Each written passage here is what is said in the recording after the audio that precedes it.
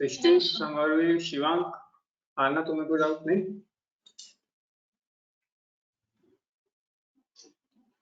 Chemistry 10th ICSE, एक तो जिस बुक से मैं पहले पढ़ा था तुम्हें वो डिलीट हो गई गलती से, अब उसका PDF मिल लिया। नहीं वो फोल्डर ही पूरा डिलीट हो गया, उसमें बहुत सामान था, पता नहीं किसने डिलीट किया, और वो डिलीट भी रिसाइकल बिन से भी कर दिया था।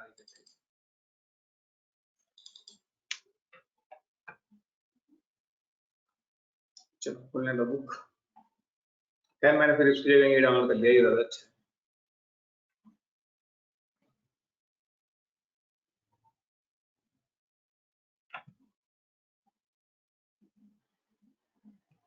फिजिकल प्रॉपर्टीज तक किया था हमने लास्ट क्लास में। केमिकल प्रॉपर्टी फिर पढ़ाएंगे था ना, यहाँ पे वो नहीं रखा नहीं, मतलब मुझे चाहिए थोड़ा सा, मतलब थोड़ा हाई लेवल नहीं, फिर तो मैं चेयर पे बैठ के पढ़ा दूंगा, लेकिन जिस पे मैं रखूं मतलब वो थोड़ा सा इतना चौड़ा होना चाहिए, क्योंकि सामने लैपटॉप भी होना चाहिए, ये उतनी स्पेस नहीं, और ये उस तरह से स्लाइड में है तो बड़ी दिक्कत आती है। इससे अच्छा खड़े होकर पढ़ाना, मुझे आदत है खड़े होकर से।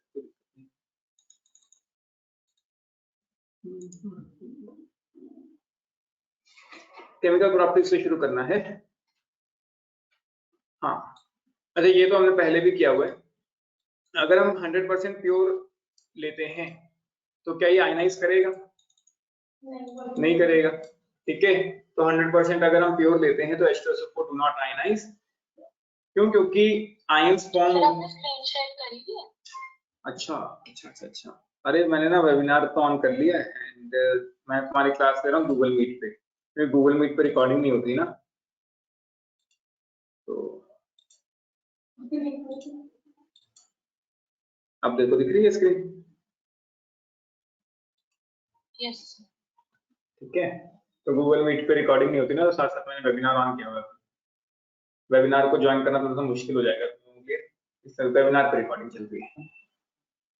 चलो देखो, 100% pure sulphuric acid hydrogen sulphate ionise नहीं करता, क्योंकि एसिड कब आयनाइज करते हैं? नहीं, acid ionise when dissolved in water.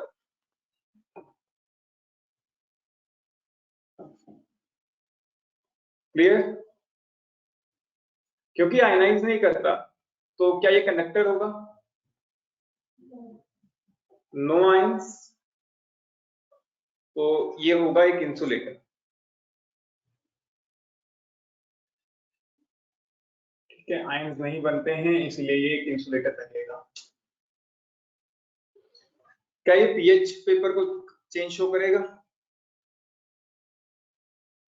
नहीं, no change in colour of pH paper.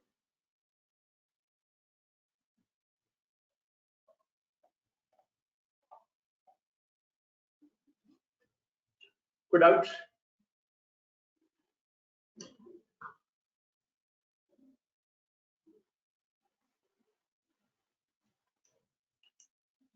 सृष्टि, कोई डाउट है इसमें? नहीं। आज मैंने विश्वा ने उनको कॉल नहीं किया क्योंकि मुझे लगा डिस्टर्ब क्यों करना, तो मैं पूरी आईडी जनरेट कर लेता हूँ। आज वैसे भी सुबह सुबह उठ होंगे, मैं भी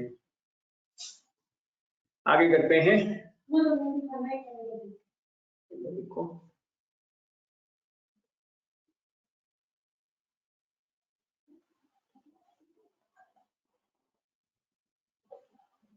इसलिए अच्छा एक बात बताओ कि जो सल्फ्यूरिक एसिड है वो कैसा एसिड है? मोनोबेसिक, डाइबेसिक, डाइएसिडिक, कैसा होता है? Monobasic, dibasic. अभी तो पेपर हुए नहीं आना। ये डाइबेसिक एसिड क्या होता है समरवीर? कौन सा वाला? ये डाइबेसिक एसिड क्या होता है? कौन सा? क्या कोई भी एसिड डाइबेसिक कब बनता है? कोई भी एसिड। ठीक है सर, आप कौन सी समरवीर को कह रहे हैं? तुम भी बता दो।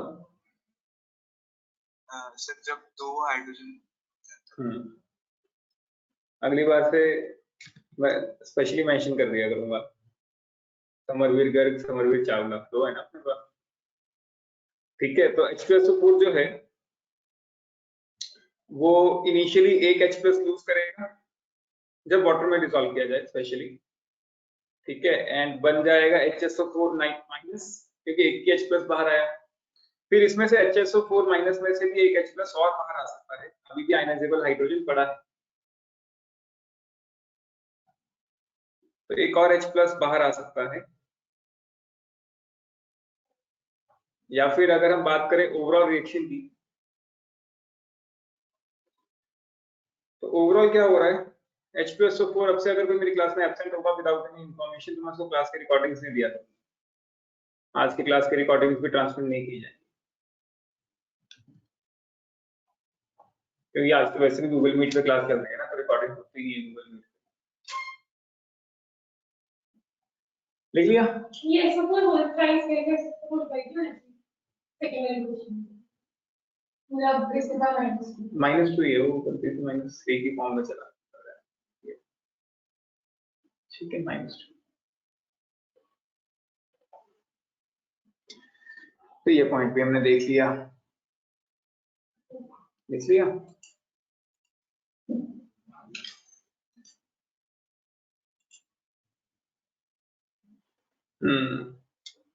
डाइल्यूशन ऑफ H2SO4 ये भी देख लेते हैं। अगर मुझे H2SO4 को डाइल्यूट करना है तो कैसे करोगे?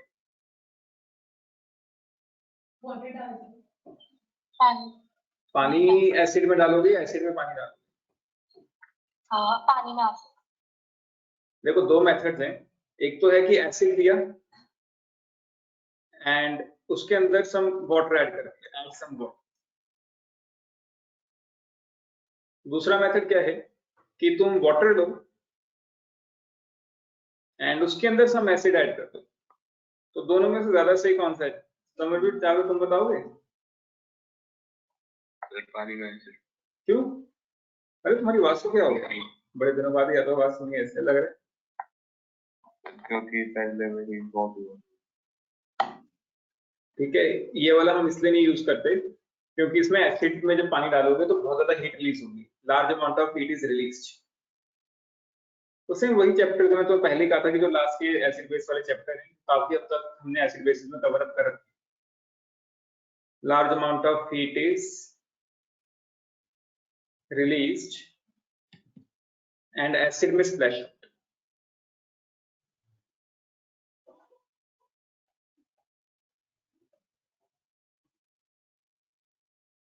ठीक है, तो इसीलिए हम ये वाला मेथड यूज करते हैं, इसमें इतनी हीट रिलीज नहीं होती क्योंकि पानी में कुछ ही ड्रॉप्स एसिड के जाएंगे। क्लियर? ये भी हो गया। एसिडिक प्रॉपर्टीज ये मेरे हिसाब से करवाने की जरूरत नहीं है, या फिर यहीं से देखते चलते हैं।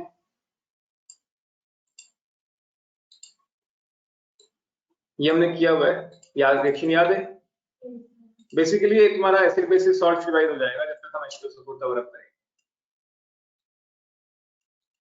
हमने करा था ना कि एनी मेटल प्लस एसिड क्या मिला के देता है? आना तो गर्मी तो नहीं लग रही है ना? तो तभी मैंने एसी ऑन नहीं किया। मैं क्या चलो क्लास में कौन कौन आया था? 4-5 बच्चे थे ना, और कौन था इनमें से? समरवीर, शिवांक। अच्छा शिवांक भी है, ठीक है। शिवांक तुम्हारी बात आई। अगर हम सिल्वर लेंगे और HCl से रिएक्ट कराएंगे तो क्या प्रोडक्ट बनेगा?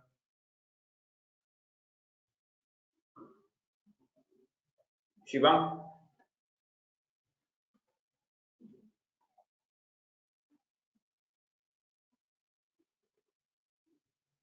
नहीं, तुम बताओगे यार? तो ये ध्यान रखना कि यहाँ पे रिएक्शंस नहीं होंगी, क्योंकि जो मेटल है वो कैसा होना चाहिए? एक्टिव। एक्टिव मेटल होना चाहिए अबव हाइड्रोजन,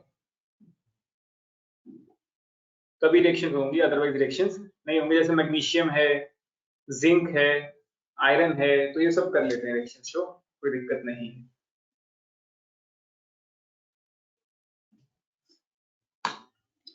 करो नोट करते चलो, लिख लिया?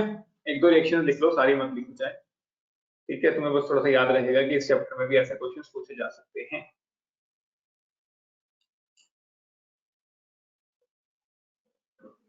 न्यूट्रलाइजेशन रिएक्शंस भी हमने करी थी, तो सेकंड आ जाएगा न्यूट्रलाइजेशन, क्योंकि H2SO4 है तो एक एसिड ही ना।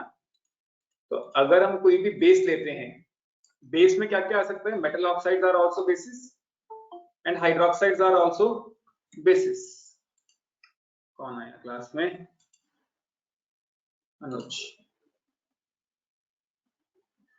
अनुज लेट हो गई।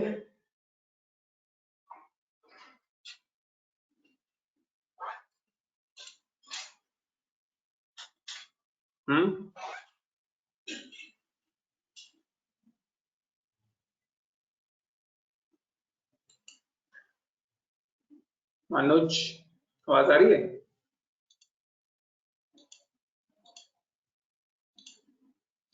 आई रही होगी।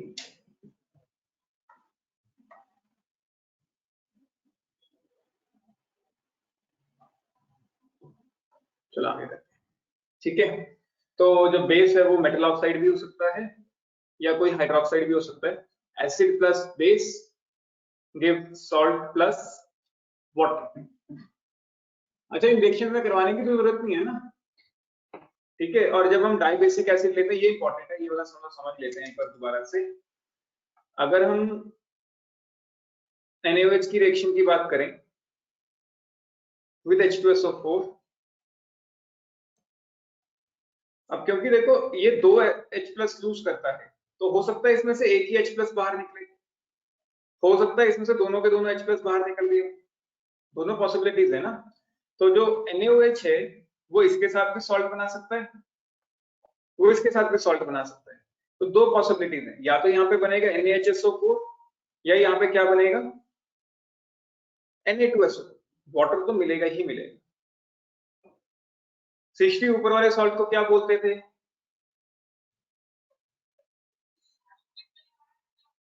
Sodium bisulphate. नहीं, सोडियम बाइसल्फेट तो है ये, बाइसल्फेट एसिडिक सॉल्ट। एसिडिक, ठीक है। सोडियम बाइसल्फेट और हाइड्रोजन सल्फेट, ये तो इसका नाम हो गया। And still replaceable hydrogen is there, replaceable hydrogen है तो ये acidic salt. Are not clear? Shivang तुम्हें क्लियर है?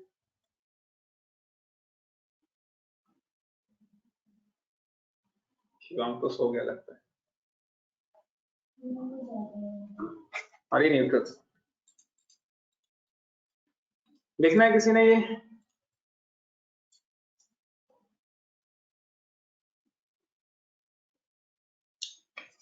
लिख लिया? करें आगे?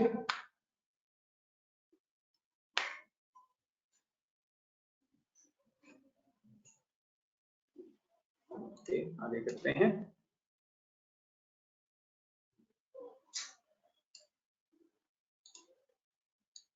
Third is reaction with carbonates and bicarbonates, ये भी हमने किया था। Any acid on reaction with metal carbonate और बाइकार्बोनेट हमें क्या प्रोवाइड करता है? Salt, water and carbon dioxide. Carbon dioxide की ऑब्जर्वेशन क्या रहती है? Colourless waterless gas turns lime water में। नहीं, इसकी कंफर्मेटरी टेस्ट नहीं है। हाँ, ये कंफर्मेटरी नहीं, ठीक है। कोई भी मेटल कार्बोनेट हो और बाइकार्बोनेट हो, दोनों में रिएक्शंस वैलिड हैं। एसिड के साथ रिएक्शन करवाने पे एसिड यहाँ पे H2SO4 ही रखेंगे क्योंकि H2SO4 का चक्कर चल रहा है, ठीक है। तो हमें प्रोडक्ट्स क्या मिलते हैं? सॉल्ट्स, बेसिकली सल्फेट्स मिलेंगे क्योंकि यहाँ पे H2SO4 तो फिक्स ही है ना, तो यहाँ सल्फेट्स ही मिलेंगे हमेशा। And water along with carbon dioxide.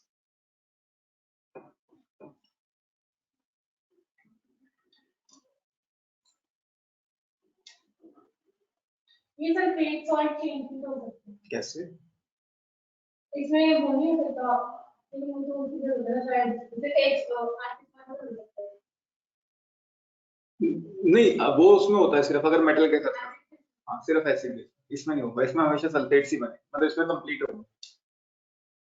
जो हमने टाइप्स ऑफ सॉल्ट वाला किया था वो सिर्फ मेटल के साथ है, या तो मेटल या एसिड बेस, सिंपल, दोनों में से कोई एक, ठीक है। इसमें कंप्लीट रिप्लेसमेंट ही होगी।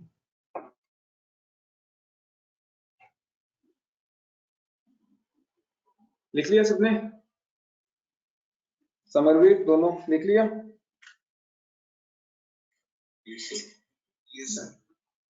सल्फाइड के साथ भी हमें पता है H2S गैस मिलती है, ठीक है। ये सब रिएक्शन हमने की हुई है, करने को तो मैं 2 मिनट में लिखा दूं, लेकिन ठीक है। अगर हम मेटल सल्फाइड लेते हैं, सल्फाइड याद रखना S-2 मेटल सल्फाइड, ठीक है। तो मेटल सल्फाइड के साथ अगर कोई एसिड देते हो तो क्या मिलता है, सॉल्ट प्लस H2S। H2S की स्मेल होती है रॉटन है। पहले मुझे ये स्मेल बड़ी याद नहीं होती थी कभी, लेकिन पिछले 1-2 साल से याद रखने लगा, नहीं तो मैंने भी कभी याद नहीं की थी स्मेल।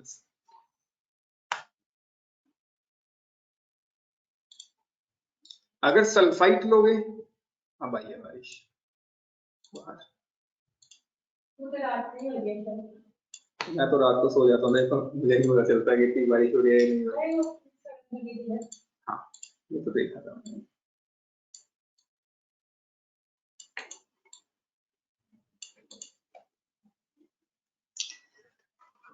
तो मेटल सल्फाइड्स या बाइसल्फाइड्स कुछ भी हो, अगेन अगर एसिड लोगे तो सॉल्ट वाटर, कार्बोनेट के केस में carbon dioxide was there, and sulphides के केस में सल्फर डाइऑक्साइड। सल्फाइड्स की रिएक्शन अलग है, सल्फाइड्स की अलग है, तो थोड़ा ध्यान से, दोनों बच्चे दोनों में कंफ्यूज हो जाते हैं कई बार। सल्फाइड्स के लिए भी ये वाली रिएक्शन लिख दी जाती है, ये सल्फाइड के लिए है। Sulphide is SO3 charge -2, bisulphide is HSO3 charge -1। Clear या नहीं?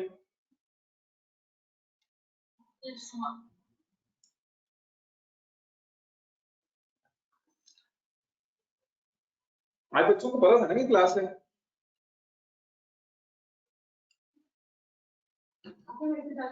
अच्छा हाँ हाँ, फिर भी बच्चे नहीं है, लगता है बच्चे की बहुत जल्दी होते होंगे पेरेंट्स के साथ, हो सकता है, चांसेस हैं। उठ के सो गए होंगे ना, तभी तो कह रहा हूँ, प्रोबेबिलिटी इज देयर। क्या पता नहीं कोई टाइम पे या हाँ जब मैं कराया 5-6 बजे, फिर बस रात में टाइम में वो खाया, मम्मी का वादा है बाहर से खाना बजे, ठीक है हो गया दिन में। कहती गुड मॉर्निंग, मैं कल गुड मॉर्निंग। नहीं, अब कई बच्चे कईयों को उठना पड़ता है ना, अब कई पेरेंट्स के लिए नहीं उठे होंगे तो किसी और के लिए उठे होंगे, उठे तो होंगे। चलो अब आगे कर लेते हैं। मैं उठा था सर, किसके लिए? सुबह टेनिस क्लास होती है। अच्छा, मुझे लगा किसी के लिए उठे थे, ठीक है। तुमने ऐसे ही बोला ना तो हो जाता है कई बार डाउट। चलो अब आगे करते हैं। देखो ये जो रिएक्शन थी एसिडिक करेक्टर वाली, ये थी सिर्फ डाइल्यूट H2S सपोर्ट है, याद रखना। Acidic character is shown by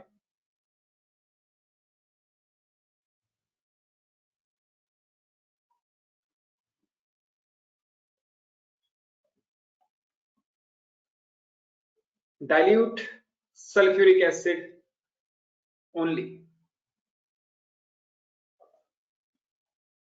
ठीक है।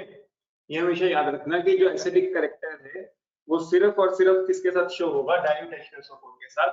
मतलब अभी तक हमने जितनी भी रिएक्शंस की हैं उन सब में जो एसिड था ये कैसा था, डाइल्यूट फॉर्म में। अब बात आती है कि अगर डाइल्यूट ना होके कंसंट्रेटेड फॉर्म में हो तो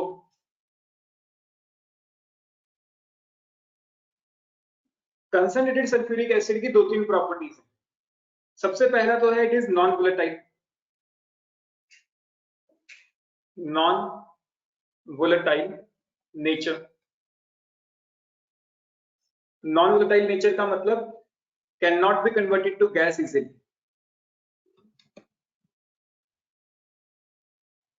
can not be converted to gas easily, इतनी आसानी से गैस में कन्वर्ट नहीं किया जा सकता है, हाई टेम्परेचर्स पे काम आता है। Used in reactions carried out at high temperature, used in reactions which is to be carried out at high temperature.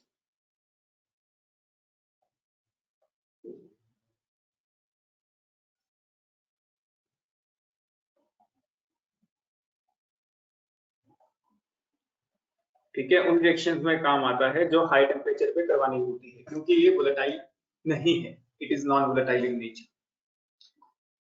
दूसरा जो इसका प्रॉपर्टी रहेगा अपने पास वो रहेगा oxidising agent. It can behave as oxidising agent, behaves as strong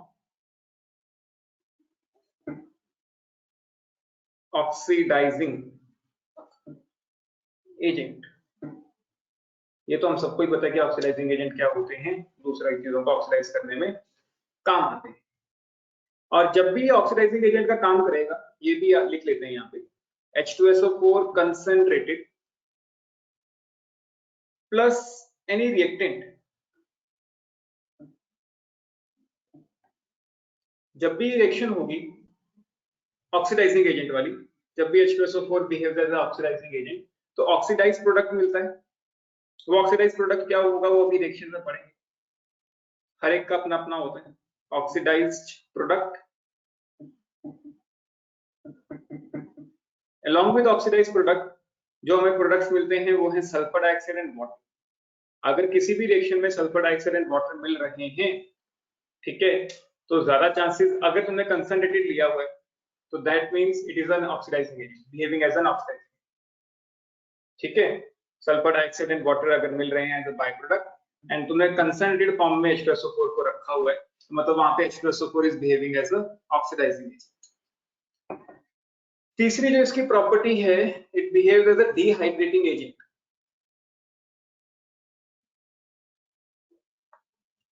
dehydrating agent,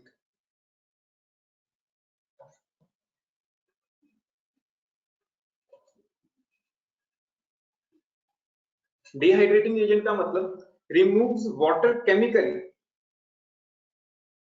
removes water chemically.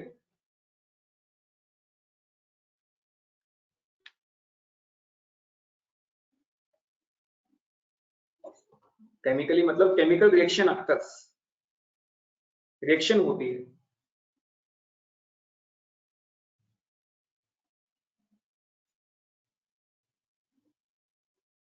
And जो इसके अंदर लास्ट रहेगा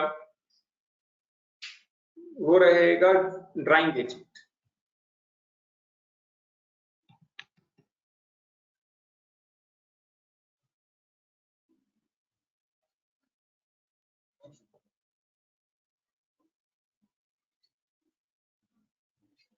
ये भी वाटर रिमूव करता है बट रिएक्शन नहीं होती,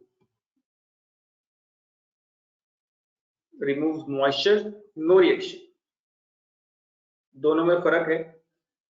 ड्राइंग में रिएक्शन नहीं होती, डिहाइड्रेटिंग में रिएक्शन होती है।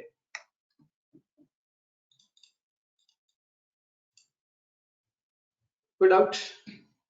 अब एक एक करके इनकी रिएक्शंस पढ़नी है बेसिकली। सर ये ड्राइंग भी है? हाँ, ड्राइंग भी है, डिहाइड्रेटिंग भी है, नॉन वोलेटाइल भी है, ऑक्सीडाइजिंग एजेंट का काम भी करता है। आज तुम सबके कारण आरना बोर हो गई बेचारी, कोई आया ही नहीं, बारिश भी नहीं आई। ओहो, तो क्या हो गया? अपने भाई को कह दे तो छोड़ जाता। भाई काम नहीं करता। अच्छा, अभी आया।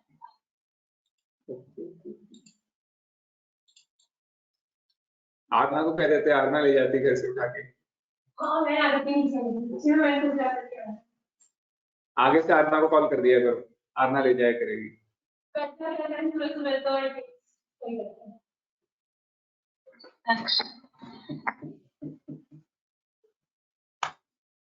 आगे करें, लिख लिया तो नहीं?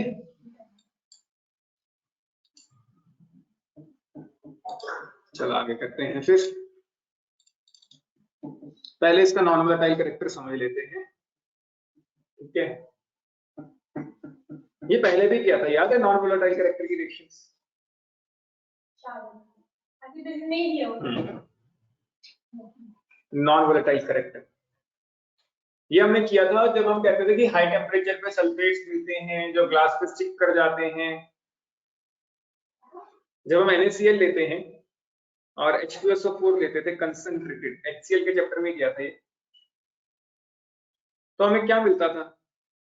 तब यहाँ कंडीशंस रखी थी कि अगर टेम्परेचर 200 से ज्यादा है तब हमें क्या मिलेगा, सब कंप्लीट आएगा, कंप्लीटली होता था।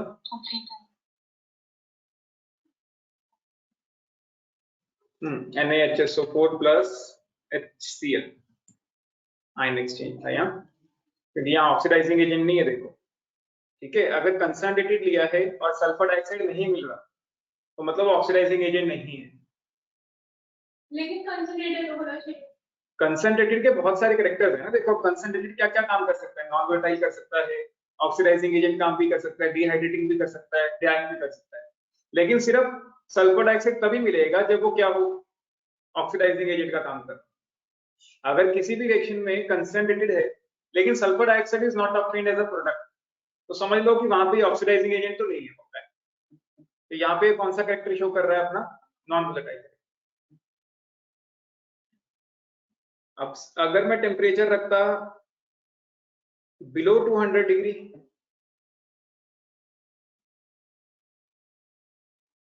तब हमें बाइसल्फेट्स मिलते हैं along with HCl, और हमने पढ़ा भी था कि हम इस रिएक्शन को फेवर करते हैं बिलो 200 डिग्री को, ठीक है, क्योंकि इसमें एक तो एनर्जी कम यूज हो रही है, ऊपर से products are more easily removable, तो दिस रिएक्शन इज फेवर्ड, ठीक है। सिमिलरली तुम ये रिएक्शन नाइट्रेट्स के साथ भी करवा सकते हो। जब नाइट्रिक एसिड का चैप्टर पढ़ेंगे तो वहां पे भी हम यही रिएक्शंस पढ़ेंगे, बस वहां पे क्लोराइड्स की जगह अच्छा KCl भी ले सकते हो यहाँ पे, ठीक है, वो कोई इशू नहीं है। जरूरी नहीं है कि सोडियम सॉल्ट ही हो, तुम पोटेशियम सॉल्ट भी ले सकते हो। तो यहाँ पे KHSO4 मिल जाएगा। सिमिलरली जरूरी ये भी नहीं है कि सिर्फ क्लोराइड्स ही लें, हम नाइट्रेट्स भी ले सकते हैं, NaNO3,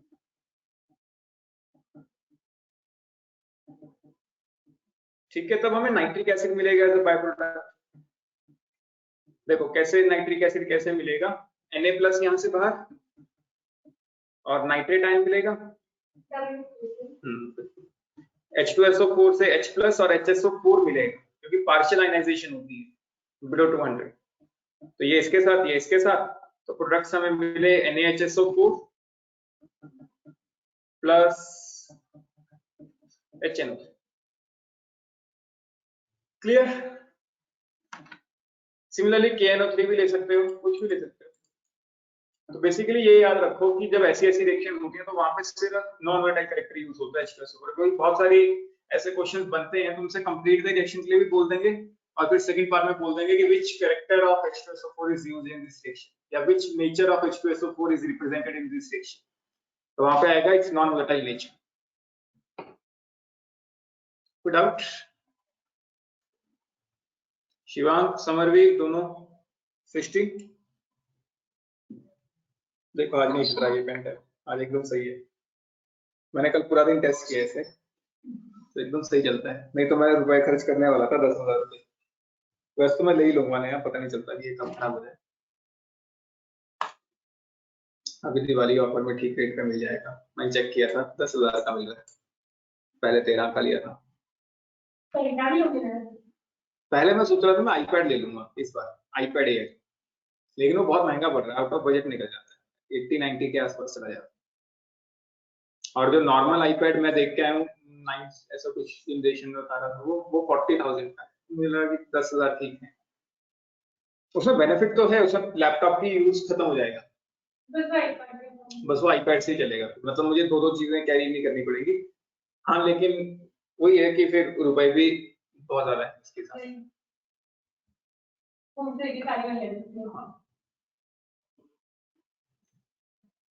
चलो अब देखो इसमें एज एन ऑक्सीडाइजिंग एजेंट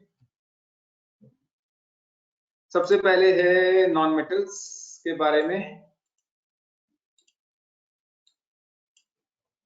नहीं तो मेरा इस बार पूरा प्लान था, लेकिन मैंने कुछ और जगह रुपए यूज कर दिए, एक तरह से ये लगा लो। अगर मैंने रुपए यूज ना किया तो शायद इस टाइम पे मैं आईपैड ले चुका।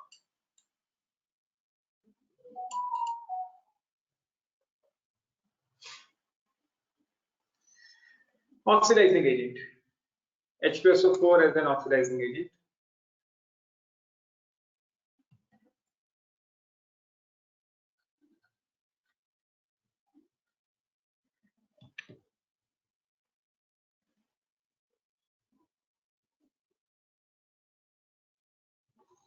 तो सबसे पहले तो हम बात करेंगे कार्बन की, नॉन मेटल्स के लिए बेसिकली।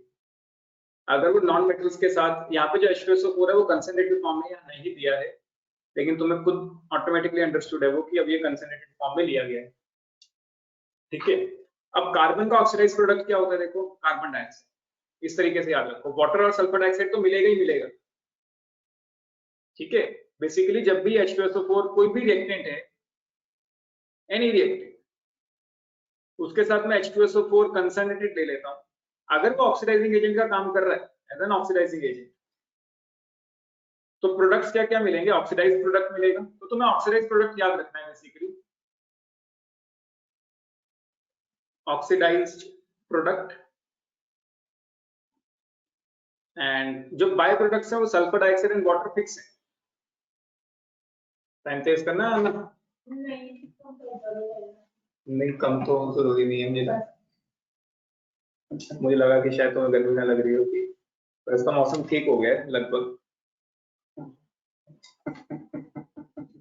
ठीक है। अब जैसे कार्बन का ऑक्सीडाइज्ड प्रोडक्ट क्या है, कार्बन डाइऑक्साइड, सल्फर का ऑक्सीडाइज्ड प्रोडक्ट क्या है। अब देखो ये वाला रिएक्शन ध्यान से समझो, सल्फर के साथ अगर मैं H2SO4 देता हूं कंसंट्रेटेड, अब देखो सल्फर का ऑक्सीडाइज्ड प्रोडक्ट क्या है, सल्फर डाइऑक्साइड, और बाय प्रोडक्ट्स क्या है, सल्फर डाइऑक्साइड एंड वाटर। तो मैं दो बार सल्फर डाइऑक्साइड नहीं लिखूंगा, मैं एक ही बार लिखूंगा।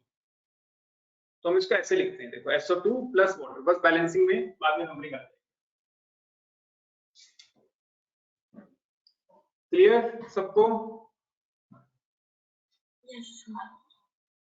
एंड फास्फोरस के लिए इट इज H3PO4, ये याद रखना, ये वेरी इंपॉर्टेंट। फास्फोरस का ऑक्सीडाइज्ड प्रोडक्ट इज H3PO4।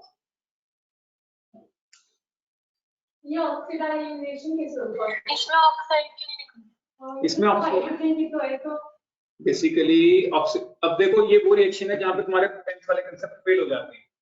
कहने को तो एडिशन ऑफ हाइड्रोजन भी है, एडिशन ऑफ ऑक्सीजन भी, दोनों चीजें हुई। तो ये ऑक्सीडेशन कैसे है, ये दूसरा वाला मेथड जो एक अमेरिकन मैंने सिखाया था। यहाँ पे फास्फोरस की ऑक्सीडेशन स्टेट क्या है, 0 2 है 0 0 0। Any atom, neutral atom has an oxidation state 0, ठीक है। कोई एटम है ये एंड कोई चार्ज नहीं है, चार्ज नहीं है तो उसकी ऑक्सीडेशन स्टेट क्या रहेगी, 0। वहीं पे अगर मैं H3PO4 की बात करता हूं तो इसके अंदर 3 हाइड्रोजन हैं, एक फास्फोरस है, 4 ऑक्सीजन, ओवरऑल चार्ज इज 0, ठीक है। तो मुझे निकालना है oxidation state of phosphorus. Hydrogen की तो मुझे पता है +1, फास्फोरस की निकालनी है तो let it be x, oxygen की मुझे पता है -2। तो जब सॉल्व करोगे तो यहाँ पे x value comes out to be +5। तो 0 से +5 increase in oxidation state, hence oxidation reaction is clear. कोई डाउट इसमें? सिमिलरली नाइट्रोजन के साथ होता है, नाइट्रोजन का यहाँ पे मेंशन नहीं किया गया है। अगर कभी नाइट्रोजन आ जाए एंड तुम उसको H2SO4 के साथ रिएक्ट करवा रहे हो तो HNO3 मिल जाता है।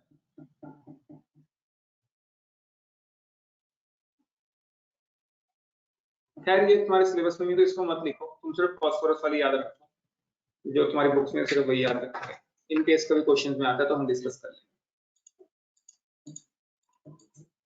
ठीक। कोई डाउट?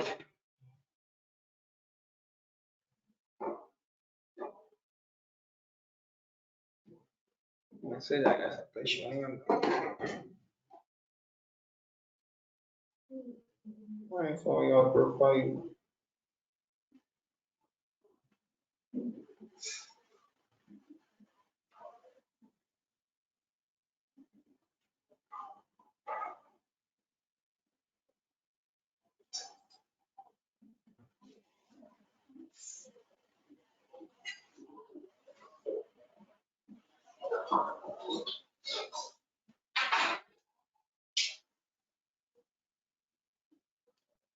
चला लिखते हैं, लिखिए।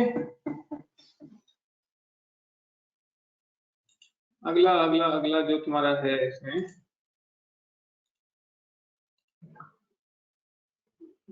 मेटल्स हो गया, इनऑर्गेनिक कंपाउंड्स,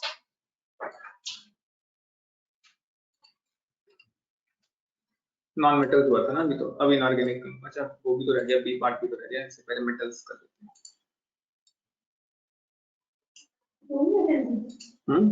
नहीं पहले नॉन मेटल था ना। हाँ बस कोई भी मेटल हो, एग्जांपल दो ही है। ठीक है, तो देखो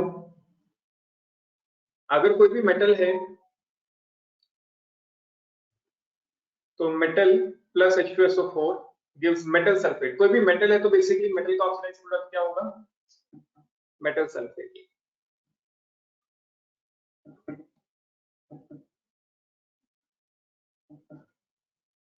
ठीक है, मेटल का ऑक्सीडाइज्ड प्रोडक्ट हमेशा मेटल सल्फेट रहता है, and water and sulphur dioxide will be liberated out, वो तो फिक्स है ही है। टीवी की स्क्रीन पे कितना गंदा गंदा आ रहा है ना, लेकिन लैपटॉप की स्क्रीन पे बड़ा क्लियर आ रहा है। नहीं यहाँ से तो बड़ा गंदा दिख रहा है मेरे को। है तो है ये डॉट की डॉट, लेकिन लैपटॉप पे नहीं आता ना, वही तो देखा टीवी पे क्यों आता है ये सब? वो एक्सपैंड करता है, पिक्सेल इंक्रीज करता है। हो सकते हैं।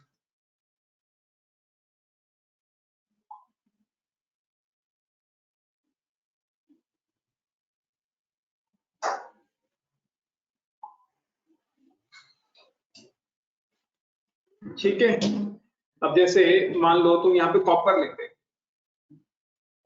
कॉपर तो चलिए ही हुआ है, जिंक भी लिया हुआ है। अगर हम लेड लेते तो क्या मिलता प्रोडक्ट?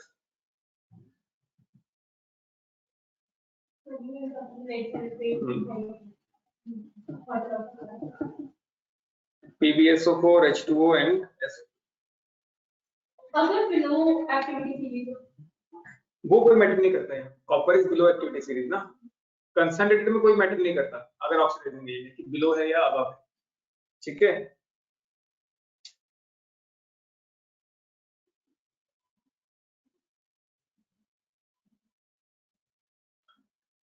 अगर हम यही रिएक्शन डाइल्यूट के साथ कराते हैं, देखो अगर मैं कॉपर की रिएक्शन कराता डाइल्यूट के साथ,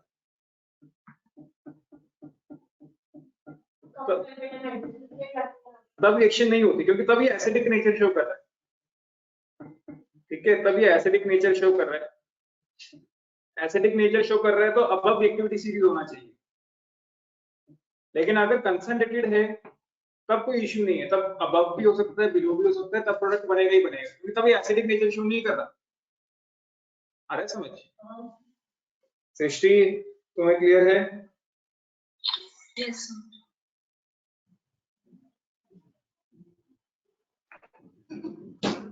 ठीक ठीक ठीक, आगे करते हैं।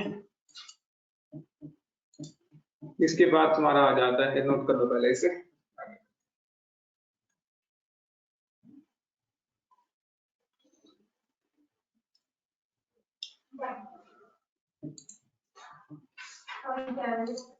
इनऑर्गेनिक कंपाउंड्स, जैसे कोई भी हाइड्रोजन HX ले लो,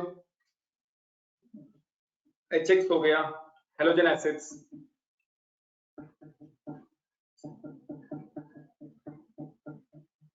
कोई भी हेलोजन एसिड है तो उसका ऑक्सीडाइज्ड प्रोडक्ट क्या होता है? Halogen molecule. बेसिकली HX है अगर तुम्हारे पास, तो उसका प्रोडक्ट क्या मिलेगा? Oxidised product X2। एंड ये याद रखना कि अगर हाइड्रोजन सल्फाइड है तो उसका प्रोडक्ट क्या होता है? Sulphur, hydrogen sulphide. वहीं पे अगर कोई मेटल सल्फाइड होता, ये दिया नहीं हुआ यहाँ पे लेकिन फिर भी, अगर कोई मेटल सल्फाइड होता है तो उसका प्रोडक्ट होता है मेटल सल्फेट। मेटल सल्फाइड का इस मेटल सल्फेट, वहीं पे हाइड्रोजन सल्फाइड अगर है हमारे पास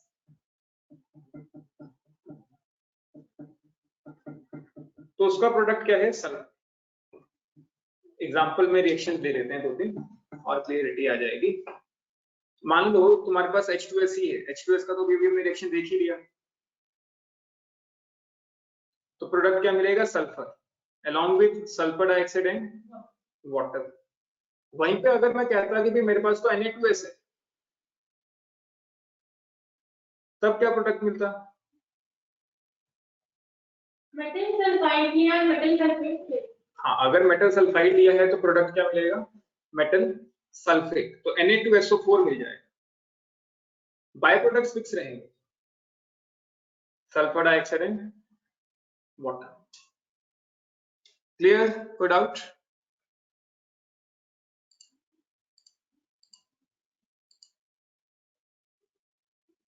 मेरे ख्याल से एसिड बेसिस में तो मैं कहा था कि ऐसा कुछ होता है, लेकिन तब वहां पे डिटेल में नहीं कराया था इतना कि H2SO4 डाइल्यूट एंड कंसंट्रेट में फर्क होता है। क्वेश्चंस नहीं कराते शायद, अगर कराएंगे तो एक आधा क्वेश्चन कराएंगे।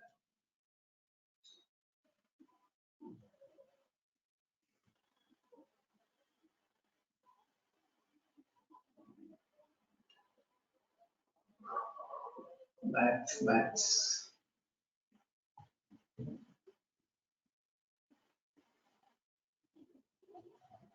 कल मैं +1 के बच्चों +2 के बच्चों को प्रैक्टिकल कराऊंगा। तुम्हारा हाथ ठीक हो गया? हाँ। चलो बढ़िया। मेरा हाथ नहीं ठीक हुआ, उस दिन वो गिरा था ना सोडियम, तो पहले तो जलन हुई, फिर बाद में पता चला कि जल गया।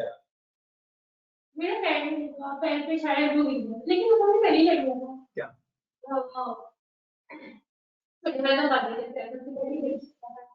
नहीं, पहले तो मैं बस हल्की फुल्की जल्दी हो जाएगा, नॉर्मल हो जाएगा। तो फिर जब उस दिन कुछ नहीं था, नॉर्मल पूरा दिन। मैंने चेक किया कि कोई निशान तो नहीं डल गया, कुछ तो नहीं हो गया, पूरा दिन नॉर्मल था। अगले दिन सुबह होगा तो ये पूरा ब्लैक हो गया था यहाँ पे। अब तो काफी उतर गई है, इसकी नहीं आ गई है, थोड़ी सी रह गई। और यहाँ पे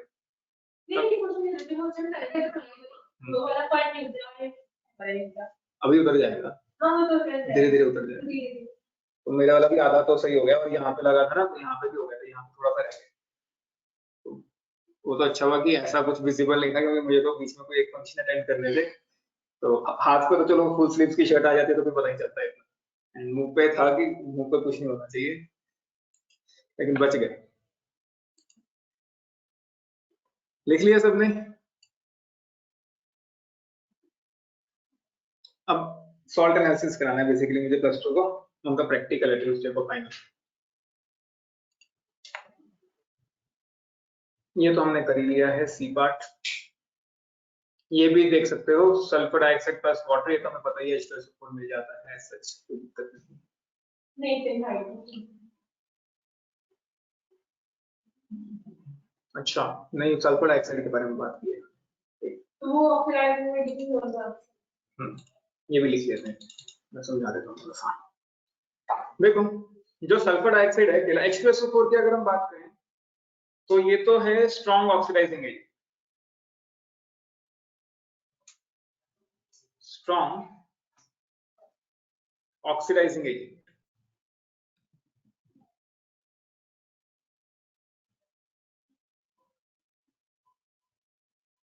ओनली वहीं पे अगर हम बात करें सल्फर डाइऑक्साइड वगैरह की, अगर मान लो सल्फर डाइऑक्साइड की ले लेते हैं रिएक्शंस, तो ये दोनों काम कर सकता है, can act as oxidising agent as well as reducing agent. तो ये दोनों काम कर सकता है, it can behave as an oxidizing agent as well as a reducing agent. ठीक है,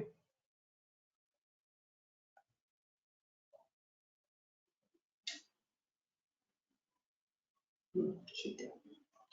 एक और यहाँ पे रिएक्शन लिख सकते हैं, it also works as a bleaching agent, sulphur dioxide. Sulphur dioxide का एक और नेचर है, it also behave as,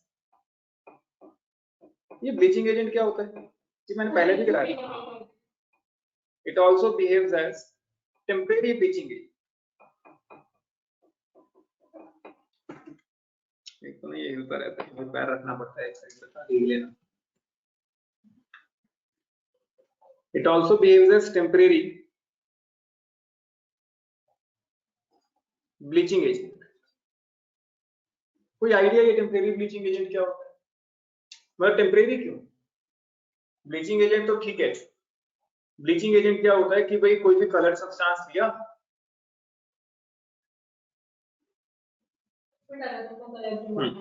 colour substance लिया एंड हमने कोई ब्लीचिंग एजेंट लिया उसके अंदर,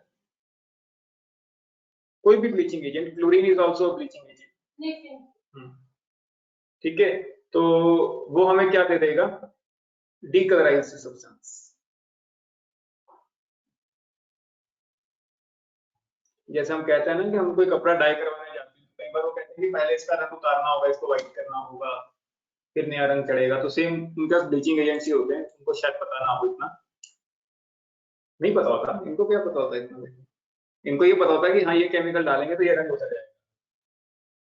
अब कच्चा रंग पक्का रंग उनके हिसाब से तो ये है, पक्का उतारना है या कच्चा उतारना है।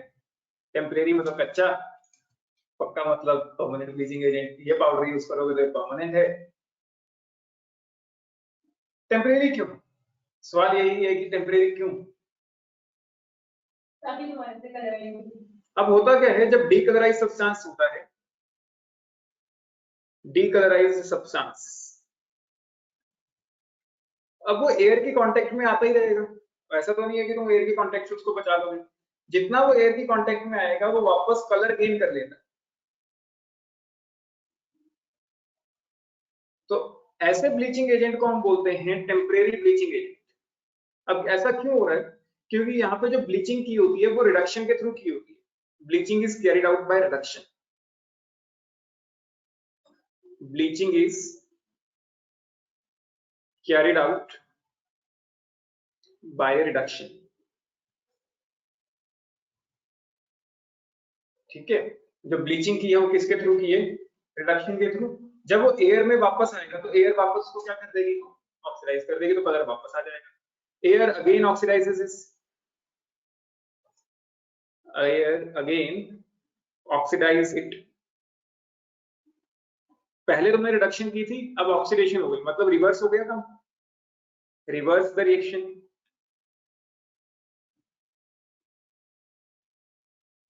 Hence colour reappear. कोई डाउट?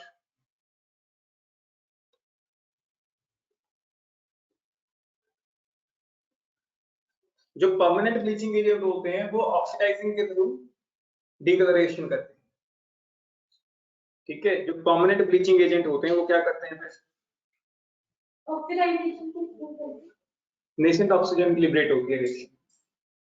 यहाँ पे जब रिएक्शन हो रही होती है ना, जब कलर मटेरियल के साथ ये रिएक्ट कर रहा होता है, तो नेसेंट हाइड्रोजन लिबरेट करता है। वो नेसेंट हाइड्रोजन कलर से रिएक्ट करता है एंड उसको क्या कर देता है? डीकलराइज कर देता है, ठीक है। जबकि परमानेंट ब्लीचिंग एजेंट में नेसेंट ऑक्सीजन डीकलराइज करता है। परमानेंट ब्लीचिंग एजेंट, इसमें जो डीकलराइजेशन होती है, bleaching is carried out by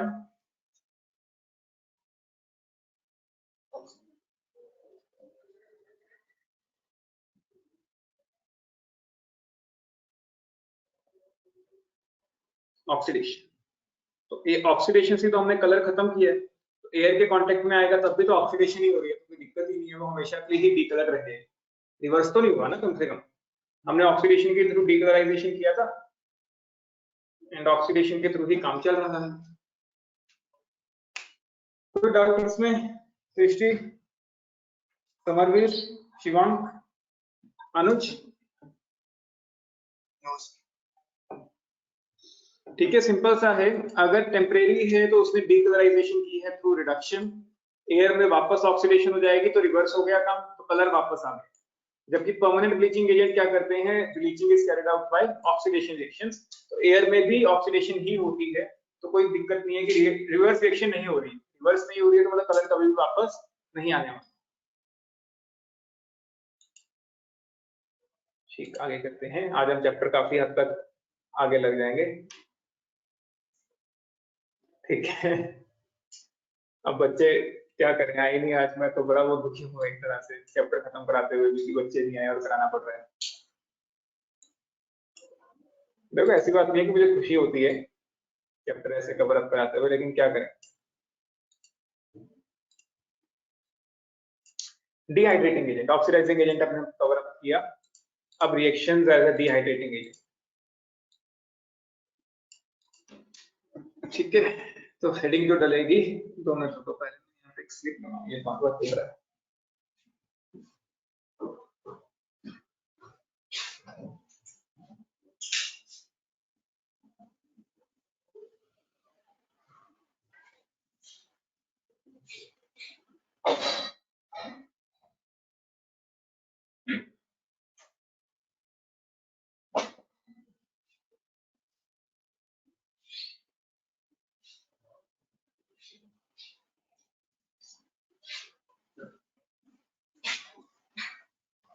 पहले भी लगी होती शायद इसमें।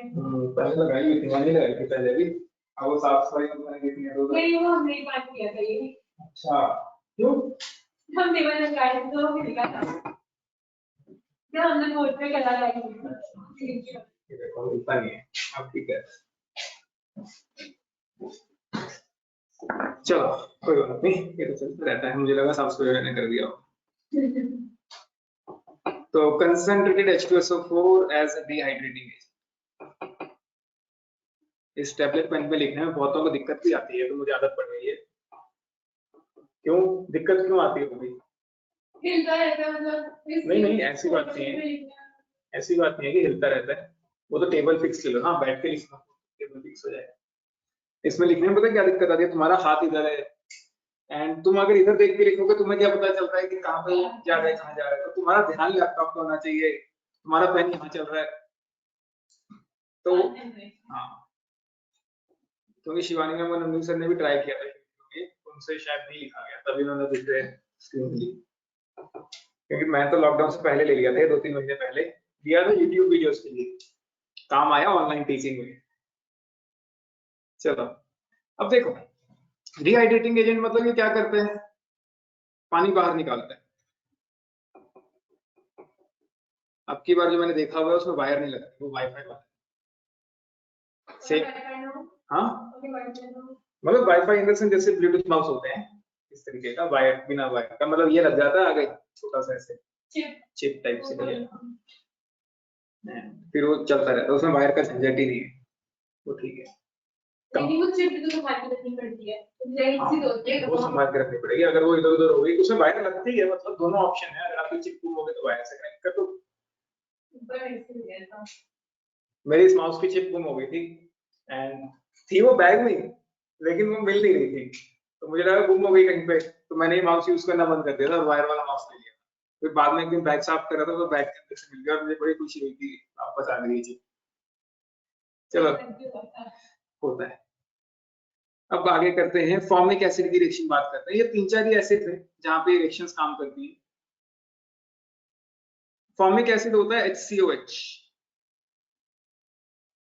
चींटियों में होता है, चींटियां जब चींटी काट लेती है तो थोड़ा सा दर्द होता है ना, ब्राउन कीड़ी ब्लैक कीड़ी जब काटती है तो थोड़ा सा दर्द होता है, क्यों? क्योंकि वो बॉडी में फॉर्मिक एसिड, जो मधुमक्खी होती है इवन, हाँ, तो उसके अंदर फॉर्मिक एसिड होता है, वो बॉडी में काफी ज्यादा अमाउंट में फॉर्मिक एसिड इंजेक्ट करती है, तभी तो कहते हैं ना कि मेटल रगड़ लो। मेटल क्यों? क्योंकि metal plus acid give salt plus hydrogen, तो वो एसिड न्यूट्रलाइज हो जाएगा, तो वो सब चीजें। अगर सांप काट जाए तो कितना एसिड हो जाएगा कि तुम जितना मर्जी मेटल रगड़ लो फिर नहीं कुछ भी होने वाला।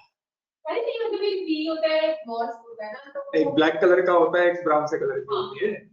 अब ब्लैक कलर वाला काट जाए फिर तो बहुत खतरनाक काम हो जाता है, कहीं पर ज्यादा ही खून आ जाता है, तो ऐसा नहीं कि इंसान मर जाता है, ऐसा कुछ नहीं, मतलब वो ज्यादा इंजेक्ट हो जाता है। अब देखो इसमें सिंपल, तुमने कुछ नहीं याद करना, रिएक्शन से ये याद मत रखो, बहुत बच्चे इसको याद रख रहे हैं। तुमने सिर्फ वाटर बाहर निकालने, वाटर बाहर निकालने के लिए क्या चाहिए? H2O। अरे स्क्रीन पॉज थी, ठीक है, रिकॉर्डिंग में नहीं आया होगा, ये दोबारा से समझा देता हूं एक बार।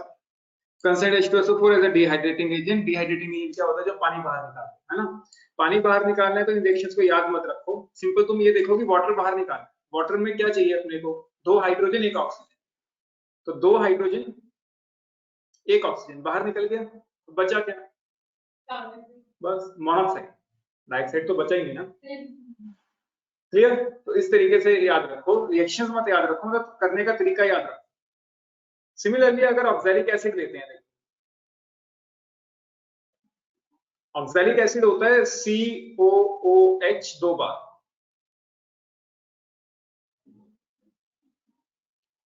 अब इसमें से भी वाटर पहले बाहर निकालना, क्योंकि वाटर तो मेन चीज है, डिहाइड्रेटिंग है तो वाटर तो मेन चीज है, प्लस H2SO4 है यहाँ पे, ठीक है, मैंने वो लिखा नहीं है, कंसर्न H2SO4 से रिएक्शंस करवाई जा रही है।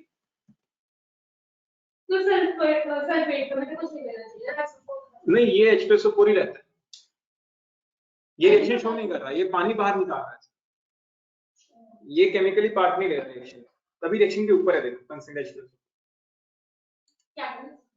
एज अ कैटलिस्ट कह सकते हैं, ठीक है, क्योंकि रिएक्शन में पार्ट नहीं लेता, लेता भी है, मतलब यूज होता भी है, लेकिन खुद में कोई चेंज नहीं आता।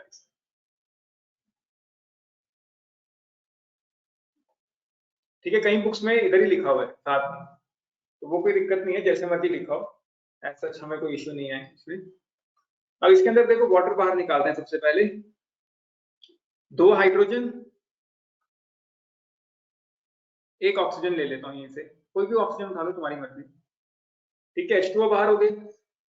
अभी देखो ऐसा कुछ प्रोडक्ट तो हमने कभी पढ़ा नहीं ना कि C2O4O3, ऐसा कुछ तो नहीं पढ़ा। तो कार्बन डाइऑक्साइड भी तो निकल सकता है, देखो यहाँ से CO2, और एक क्या बच जाएगा फिर, मोनोऑक्साइड। तो ये ठीक है, तो एक बनेगा अपने पास कार्बन मोनोऑक्साइड, एक बनेगा कार्बन डाइऑक्साइड, और साथ में क्या आ जाएगा, वाटर में तो आने ही आना। क्लियर, कोई डाउट?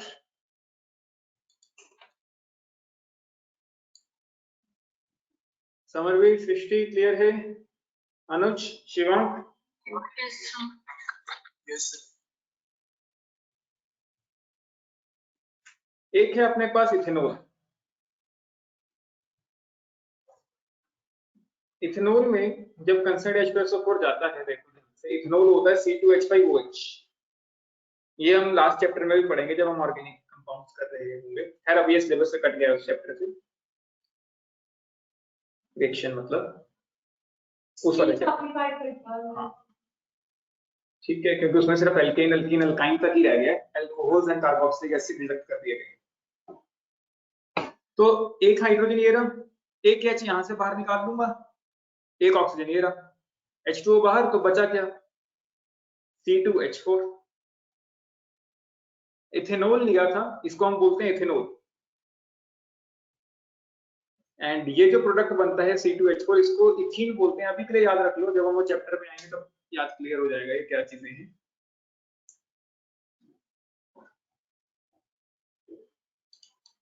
क्लियर सबको, कोई डाउट इसमें?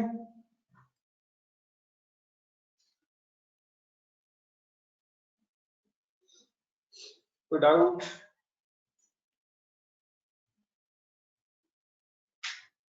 No, sir. नहीं? देखा बच्चे कम है तो कितनी जल्दी जल्दी काम हो रहा है, नहीं तो इतना काम तो मैंने कभी कराया ही नहीं एक लेक्चर में, जहाँ तक मुझे लगता है। लेकिन अच्छा है ना, तुम्हारे पेपर भी आ रहे हैं, मुझे चाहिए कि H2SO4 पढ़ना।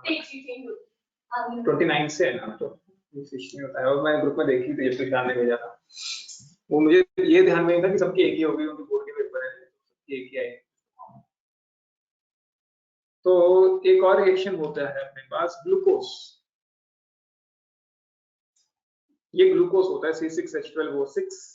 ग्लूकॉन डी पीते हो ना, जो भी पीते हैं उसके अंदर ही होता है ग्लूकोज। अगर मैं इसकी रिएक्शन करवाऊं विद कंसंट्रेटेड H2SO4 तो बताओगे क्या मिलेगा? उस दिन मैं ये लेके आया था, मैं ये रिएक्शन करवाना चाहता था। अब देखो इसमें तो वाटर बाहर निकालता हूं, अगर मैं एक ही मॉलिक्यूल बाहर निकालता हूं, ध्यान से देखो, अगर मैं एक ही मॉलिक्यूल बाहर निकालता हूं तो कितने हाइड्रोजन चाहिए, 2। ऑक्सीजन कितना चाहिए, 1। लेकिन अपने पास तो बहुत सारे हाइड्रोजन है एंड बहुत ज्यादा ऑक्सीजन भी पड़े। तो अगर मैं 6 के 6 ऑक्सीजन बाहर निकाल देता हूं, अगर 6 ऑक्सीजन बाहर निकालूंगा तो हाइड्रोजन कितना बाहर निकालना होगा, 12, डबल चाहिए ना। तो अगर मैं 12 हाइड्रोजन 6 ऑक्सीजन बाहर निकाल दूं तो कितना वाटर मॉलिक्यूल मिला मुझे यहाँ पे, 6 वाटर मॉलिक्यूल्स बाहर आ गए। एंड जो बचा हुआ पार्ट है वो है कार्बन, जला हुआ कार्बन, इसको हम बोलते हैं चार्ट कार्बन, जला हुआ, ब्लैक कलर।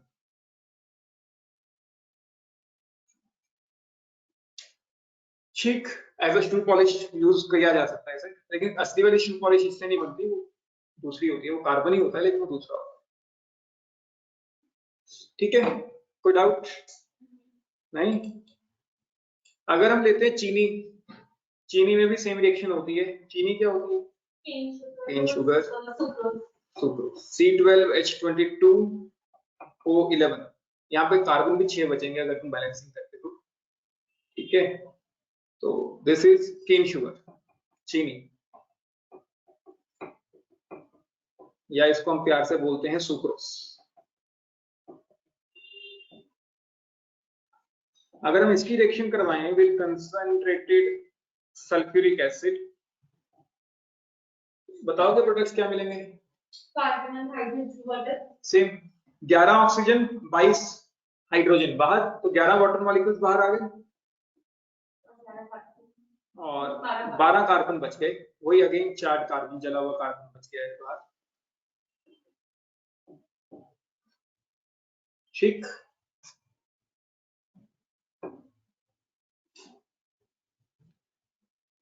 क्लियर है सबको ये रिएक्शंस या नहीं? बस ये फटाफट निपटा लें, चैप्टर खत्म होने वाला है।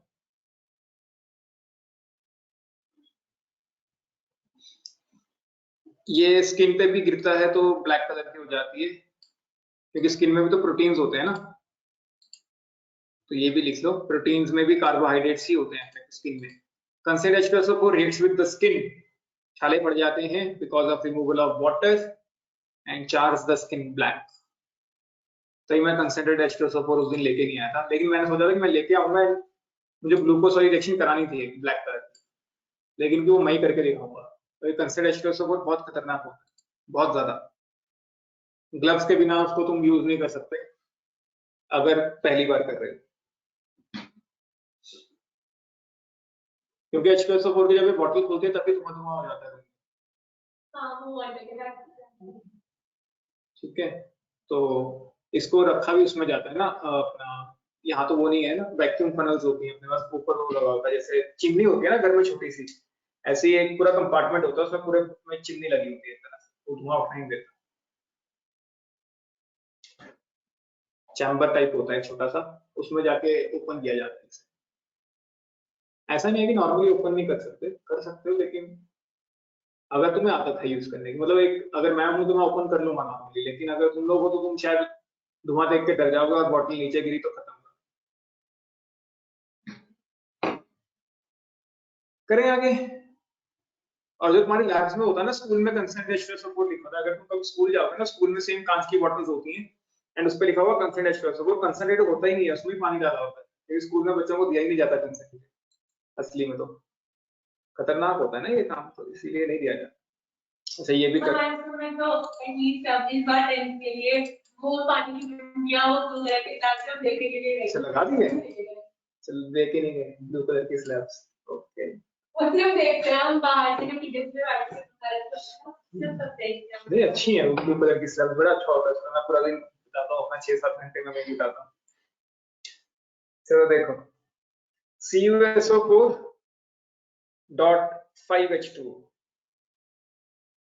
ठीक है, ये होता है हाइड्रेटेड कॉपर सल्फेट।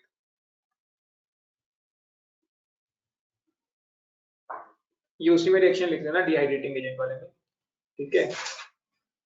अगर मैं इसको रिएक्ट करवाऊं विद कंसंट्रेटेड H2SO4 तो क्या होगा? Copper sulphate plus water, water जो है वो सारा अलग हो जाएगा, क्योंकि ये डिहाइड्रेटिंग एजेंट है, पानी बाहर निकाल रहा है केमिकली, मतलब केमिकली, मतलब केमिकल रिएक्शन हो रही है एंड फॉर्मूला चेंज हो रहा है। अब ये एनहाइड्रस बन गया, एनहाइड्रस बन गया तो इसका ब्लू कलर खत्म हो जाएगा, ब्लू कलर डिसअपियर, ये ब्लू कलर का होता है।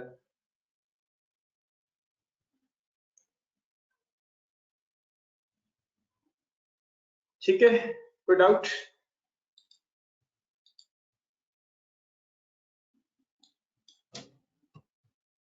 खत्म, यूजेस आ गए, बस खत्म हो गया चैप्टर मेरे ख्याल से, बस टेस्ट रह गया। हाँ खत्म, आज खत्म कर देंगे इस चैप्टर, और बच्चे देखते रह जाएंगे कि हो क्या गया। कोई बात नहीं, समर भी है तो है, आरना भी है, 60 भी है, सब पढ़ा देंगे। देखो मेरा एक नेचर है कि मैं दोबारा से चैप्टर को बहुत कम कवर अप करता हूँ, ऐसा नहीं है कि बिल्कुल नहीं करता, लेकिन रिवीजन में ही कवर अप होता है। मतलब ऐसा अगर कोई मुझे कहे कि मैं पिछली क्लास में नहीं आया तो आप दोबारा से वो चैप्टर करवा दो, तो शायद मैं उसे यही कहूंगा कि रिवीजन में कर लेना, या फिर अब तो वीडियो लेक्चर्स का सहारा हो गया ना, पहले तो ये सोचो वीडियो लेक्चर्स भी नहीं होते थे, पहले वीडियो लेक्चर्स नहीं होते थे तो बड़ी दिक्कत आती थी बच्चों को, स्पेशली मैं था। हाँ अगर भी बच्चा मुझे पहले इन्फॉर्म कर देना कि मैं नहीं आऊंगा या नहीं आऊंगी तो मैं उसको करवा देता, तो मैं उसको ये कहता था किसी बच्चे की कॉपी ले लो, मैं उसको कॉपी से समझा देता था सारी चीजें कि नोट्स बना लेना अपने, एंड समझा देता था, क्योंकि समझाने में टाइम नहीं लगता चीजों को। आधा घंटा, मतलब जो 1.5 घंटे का काम है वो आधे पौने घंटे में हो जाता है। तो मैं उसको समझा देता था चीजों को, वो भी तब अगर बच्चा मुझे पहले बता के छुट्टी मारता था। तो सब मुझे पहले इन्फॉर्म करते थे अगर छुट्टी मारनी होती थी। अब ऑनलाइन में पता है कि लेक्चर्स मिल जाएंगे, तो कोई बताता ही नहीं है। तो इसलिए अब लगता है कि लेक्चर बंद करने पड़ेंगे। नमूसा नहीं बंद कर दिए वीडियो लेक्चर्स, अब शायद मैं भी बंद कर। सर के बाद पिछले साल की पढ़ी है। नहीं, लेक्चर्स तो मेरे पास भी पड़े हैं सबके, मेरे पास इस साल के भी हैं, पिछले साल के, सब लोग संभाल के रखते हैं, हर एक टीचर संभाल के रखता है आजकल। आजकल ये ट्रेंड हो गया ऑनलाइन लेक्चर्स। तब जब नहीं होती तो पिछले साल में देख लेते थे। जब नहीं होती थी ऑनलाइन क्लासेस, नहीं, जब कोई एब्सेंट होता है अभी तो पिछले साल में रिकॉर्डिंग। अच्छा ठीक है ठीक है ठीक है, हाँ ये भी ठीक है। एक बार तो रिकॉर्डिंग तैयार हो गई ना, तो इसीलिए मैंने ऑनलाइन में, तब मैंने अपनी वेबसाइट तैयार कर दी कि अब बच्चे क्या करते हैं कि बार बार लिंक मांगते हैं, लिंक ढूंढना बड़ा मुश्किल काम है कि कहाँ पे है लिंक। वो तो वेबसाइट पे डाल दिया, वेबसाइट पे कोर्स बना हुआ है, जाके अप्लाई कर लो, उसका अप्रूवल आ जाएगा आपके पास, है ना, देख लो। टीचर का काम ही खत्म है, एक बार बस अपलोड करना है वेबसाइट पे, उसके बाद आपने देखना है तो आपको पता है कि वेबसाइट पे मिल जाएगा कोर्स, एंड सर्च करो उसके बारे में एंड अप्लाई कर दो, अप्रूवल मिल जाएगी आपको। चलो आगे करते हैं। कंसर्न H2SO4 ये तो कर लिया था मैंने। ड्राइंग एजेंट की बात करते हैं। तुम्हें ड्राइंग एजेंट भी बताया था कि टेक्स्ट एज ड्राइंग एजेंट। कहाँ पे ड्राइंग एजेंट का काम किया है इसका? वो जब हमने HCl गैस बनाई थी लास्ट चैप्टर में, HCl गैस बनाई थी तो हमने कहा था कि एसिडिक होती है, CaO रिएक्ट कर जाती है, तो हमने वहां पे कंसर्न H2SO4 यूज किया था एज अ ड्राइंग एजेंट। याद आया?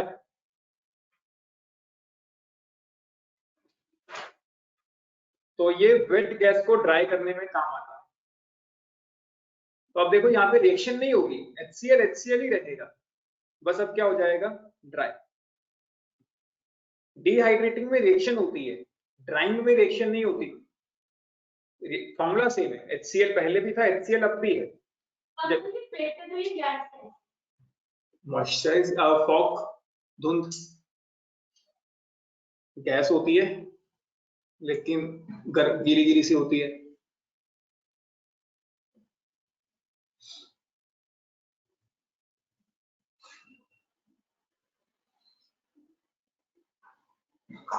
क्लियर?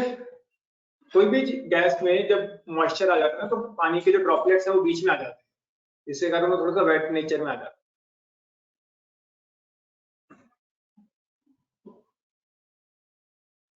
लिख लिया? करें आगे? यस। ठीक, तो ये मैंने करवा दिया। ये कर लेते हैं differences between dilute and strong. देख लेते हैं कि क्या है ये।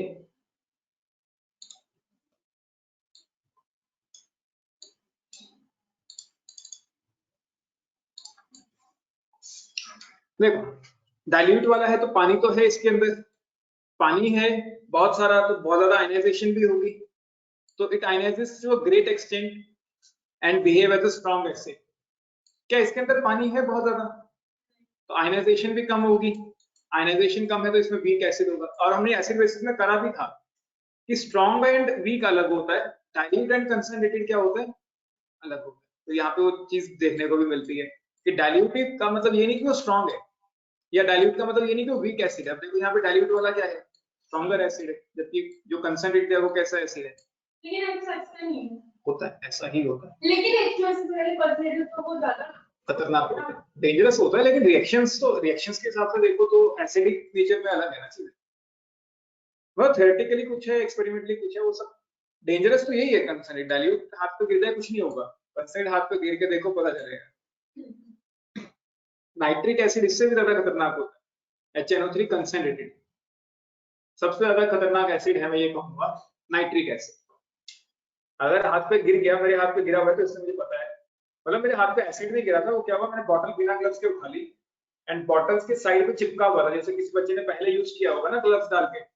एंड वो जब हम बॉटल से यूज करते हैं, बड़ी बॉटल होती है 5-6 लीटर की, तो किसी बीकर में पलटा होगा, तो बीकर से पलटते पलटते साइड में गिर नहीं जाता, थोड़ा थोड़ा बॉटल पे लग जाता है, तो लग गया। उसको तो कुछ फर्क नहीं पड़ा होगा क्योंकि ग्लव्स डाले हुए होंगे। एंड जब मैंने सेम बॉटल पकड़ी तो मैंने ग्लव्स नहीं डाले, जनरली मैं ग्लव्स नहीं यूज करता जब भी मैं रिएक्शंस करता हूँ, क्योंकि 2 साल हो गए हैं तो आदत हो गई है, तो मैं ग्लव्स के बिना ही काम करता हूँ सारे। अगर कोई बहुत ज्यादा पता है कि खतरनाक है तो डाल लिए, नहीं तो मैं कोई सेफ्टी इक्विपमेंट ऐसा यूज नहीं करता ऐसा। तो मैंने बिना ग्लव्स के उठा ली वो बॉटल, एंड जब मैंने उठाई तो मुझे हाथ में जलन सी तो हुई, मैंने कहा वैसी हो रही है कोई बात नहीं, एंड उसके बाद देखा कि हाथ पीला हो गया साथ के साथ। जब मैं बॉटल रखी तो हाथ पीला हो चुका था, क्योंकि अगर नाइट्रिक एसिड गिरे तुम्हारी स्किन पे तो हाथ तो येलो कलर का हो जाएगा जहां जहां गिरता है। ज़ैंथोप्रोटिक एसिड, ज़ैंथोप्रोटिक एसिड स्किन के प्रोटीन से रिएक्ट कर जाता है वो। तो मुझे तो खैर हाथ पीला हो गया, मुझे लगा कि अब पता नहीं हमेशा के लिए पीला ना हो जाए, होता है ना दिमाग में चलने लगे। मैं कहा अब तो ये काम खराब हो जाएगा अगर हमेशा के लिए पीला हो गया तो क्या दिखाएंगे तो हाथ ये पीला हो रखा है हाथ।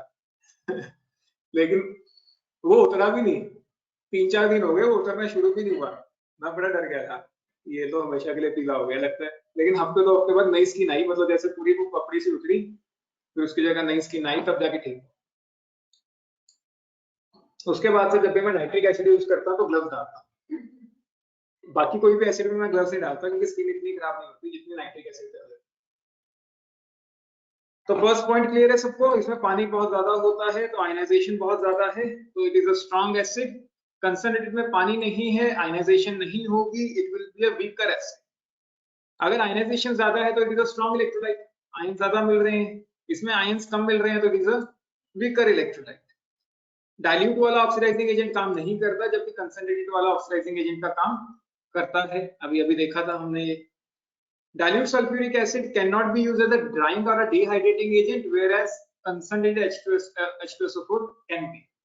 अभी अभी तो रिएक्शंस करके हटे। कोई डाउट इस डिफरेंसेस में? लिखो, ये इंपॉर्टेंट है, ये लिख लो, पूछा जा सकता है तुमसे। और अब जब तुम एसिड बेसिस करोगे तो वहां पे जब हमने स्ट्रॉन्ग एसिड वीक एसिड वाला किया था तो वहां पे एग्जांपल भी यूज कर सकते हैं। ये एक डाइल्यूट एसिड जो स्ट्रॉन्ग हो, H2SO4 डाइल्यूट में स्ट्रॉन्ग रहता है। क्या हुआ, कोई डाउट? सर आपने पहले लिखवाया था कंसंट्रेटेड है, वही ड्राइंग भी काम करता है और वही डिहाइड्रेटिंग भी करता है। हाँ करता है। इसका डाइल्यूट कहाँ लिखा है? मैंने लिखा है dilute can not B use, लिखा हुआ can not B use, whereas concentrated can be. Drawing भी काम करता है और कंसंट्रेटेड डिहाइड्रेटिंग भी काम करता अच्छा। यस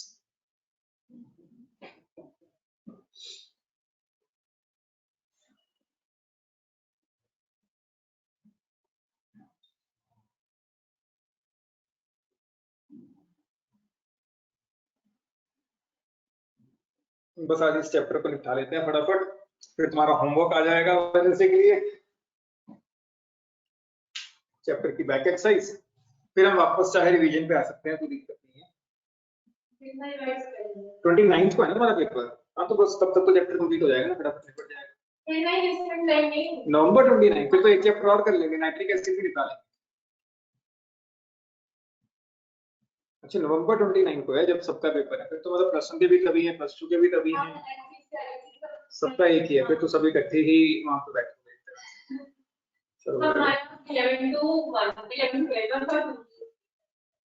तो फिर तो सारे इकट्ठे बैठोगे, सबकी छुट्टियां होंगी, मतलब मैं भी फ्री हो जाऊंगा फिर।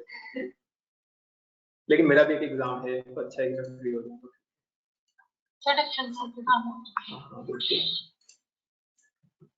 मैंने ना 10th तक पंजाबी नहीं पढ़ी थी, तो मैंने पंजाबी का एक फॉर्म सब फ्री करने की सोच रहा हूँ, अब तो सोच रहा हूँ भर ही देता हूँ।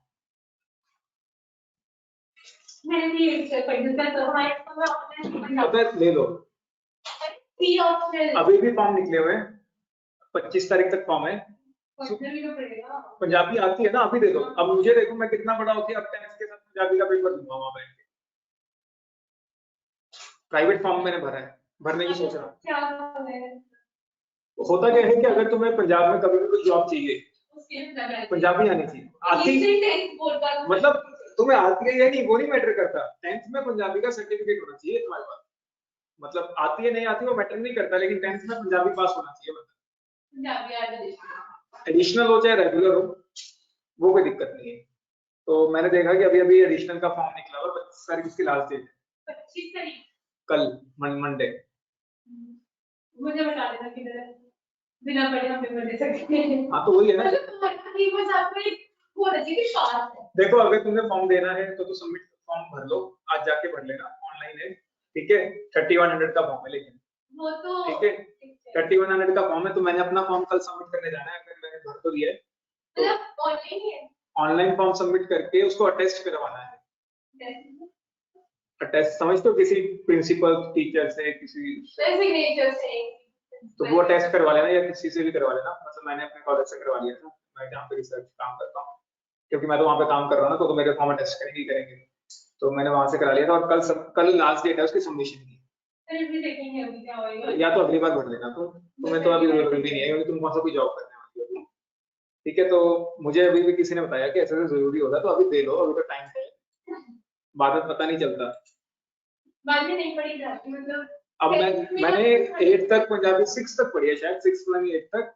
एंड जब मैं पंजाबी पढ़ रहा था तो मेरे बड़े अच्छे नंबर आते थे 90 अबव पंजाबी में, और आज की डेट में मैं पढ़ लेता हूँ, लेकिन लिखने में कहीं ना कहीं वो हाथ टाइट हो चुका है, तो दोबारा से देखनी पड़ेगी एक बार। ये वाली रिएक्शन हम पहले कर चुके हैं। तुम लोगों को मैं यही कहूंगा कि हाँ, क्या कह रहे हो? अभी सर ओएमआर पे ही होगा। नहीं, सब्जेक्टिव है वो, एडिशनल पेपर है वो, सब्जेक्टिव ही होता है। पंजाबी का बिल्कुल ऑब्जेक्टिव, मैंने भी इसी चक्कर में फॉर्म भर दिया था, मुझे बाद में पता चला, मैंने 3100 रुपए इसीलिए भरे थे कि अभी तो ऑब्जेक्टिव होगा, फटाफट निकल जाएगी, पढ़नी तो आती है और आराम से ऑब्जेक्टिव होगा, एबीसीडी तो करना है, करके नंबर ले आएंगे।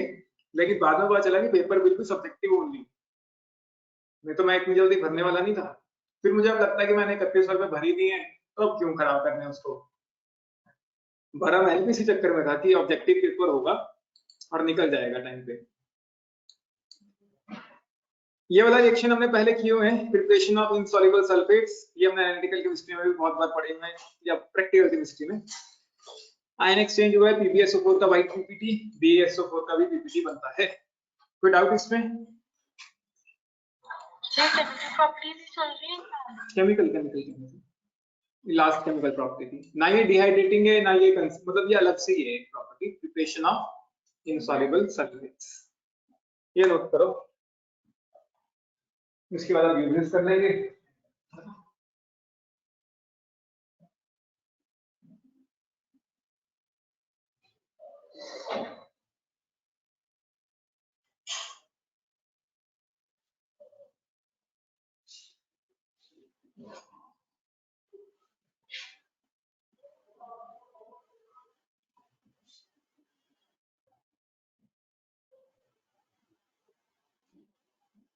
तो सुबह इतनी बात नहीं हुई।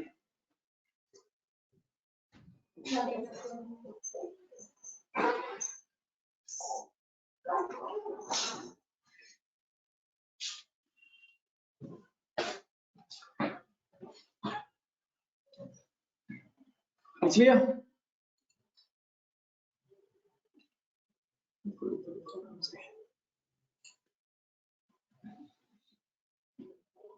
नाइट्रिक एसिड वाला टाइम लेगा, जब वो लेगा 3 लेक्चर, इसने 2 लिए ना, तो वो 3 लेक्चर ले जाएगा। ये संडे के 2 लेक्चर क्या देता है, 2 हफ्ते चले। हाँ वो वही चल रहा है, वो थोड़ा लंबा है, रिएक्शंस आते हैं उसमें, इसमें रिएक्शंस कम थी, पुरानी थी ना, उसमें नई रिएक्शंस आती हैं। उसे नेटमेंट पड़ेगा। हाँ उसमें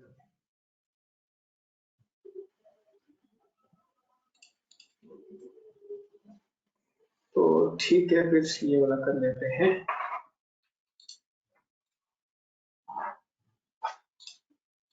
यूजेस ऑफ H2SO4 ये करते हैं।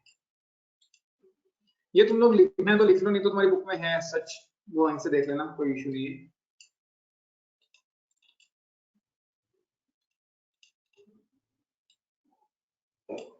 ये तो ऊपर वाला तो वहीं से आ गया, अभी जो हमने प्रॉपर्टीज की थी याद है, हैलोजेंस कैसे बनते हैं, जब हम कंसाइंड H2SO4 को रिएक्ट कराएं किससे, HX से, HX से लेंगे तो ऑक्सीडाइजिंग एजेंट काम करेगा एंड X2 बन जाएगा। कार्बन डाइऑक्साइड कार्बोनेट्स कैसे बनती है, मोनोऑक्साइड हाइड्रोजन गैस मिलती है metal plus acid, sulphur dioxide sulphates वगैरह से मिल जाती है, सल्फाइड से, ठीक है। एंड मेटलर्जी में काम आता है मेटेलिक कंपाउंड्स, ये तुम्हें याद ही करने होंगे। पिकलिंग मेटल्स क्या होते हैं?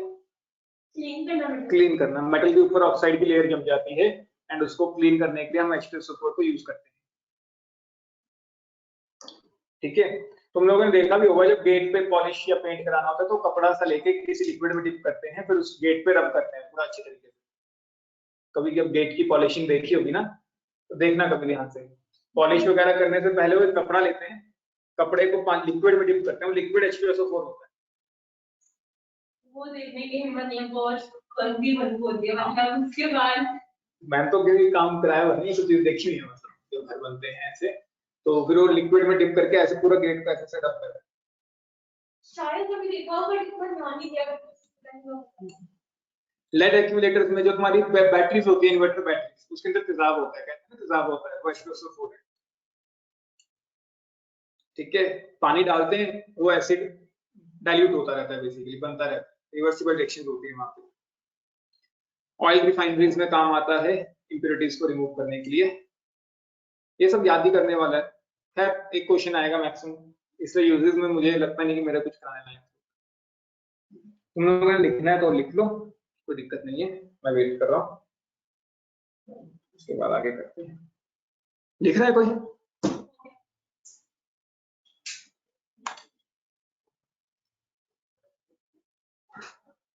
यहाँ पे अगर तुम लोगों ने ये पॉइंट्स लिखने हैं तो ये लिखे जा सकते हैं। यहाँ से क्वेश्चन मेनली मुझे लगता है कि फ्रेम हो सकता है। अब तुम्हें कोई भी कंपाउंड दे देंगे, इसका यूज पूछ लेंगे, ठीक है, जैसे अमोनियम सल्फेट फर्टिलाइजर्स में काम आता है, ये पूछा भी हुआ पहले, अगर तुम अपनी बुक की बैक एक्सरसाइज में देखोगे तो वहां पे तुम्हें मिलेगा। अमोनियम सल्फेट एक फर्टिलाइजर में काम आता है, ठीक है। Calcium hydrogen phosphate and calcium sulphate का mixture, super phosphate of lime, ये भी फर्टिलाइजर है। फाइबर्स, रेयॉन, नायलॉन, ठीक है, डाइस में काम आता है। एक्सप्लोजिव में काम आता है, एक्सप्लोजिव बनाना। हाँ मेरी बुक में तो दे दिया है। दे नहीं हुए, लिख लो लिख लो लिख लो, एक आधा पॉइंट दे रखा है। कोई बात नहीं, आराम से लिखो। पहले वाला भी लिखना है, ये वाला, ये वाला लिख लो, ये काम आएगा, ठीक है। TNT में काम आता है, ये भी पूरा पार्शियल में तुम्हें देखने को मिलेगा।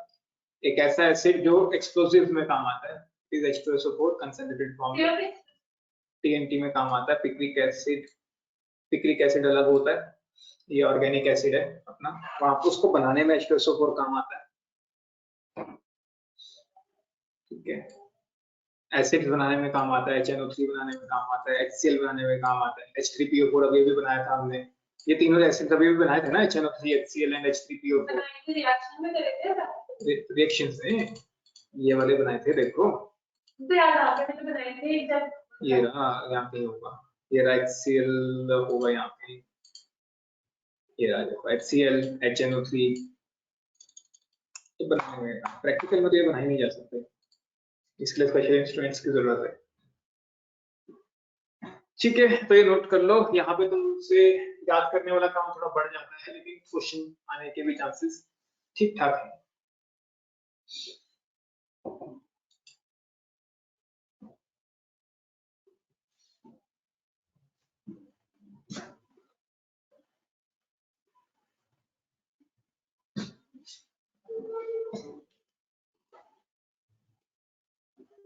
अब अगर यही काम मान लो ऑनलाइन मोड में ना होता, ऑनलाइन मतलब ये टीवी स्क्रीन वाला ऑप्शन ना होता हमारे पास, व्हाइट बोर्ड वाला ऑप्शन होता, तो ये लिखना पड़ता सब कुछ और कितना टाइम लग जाता, क्योंकि पहले सिलेबस में सब कुछ व्हाइट बोर्ड पे ही होता था ना, व्हाइट बोर्ड पे लिखते चलो, पहले आप लिखोगे, फिर बच्चे समझ रहे होंगे, फिर बच्चे लिखेंगे, बहुत टाइम लगता था। आजकल ये स्क्रीन के कारण काफी टाइम तो बच गया है। लेकिन सर जो मजा ऑफलाइन पढ़ने में है ना, वो मजा आता है।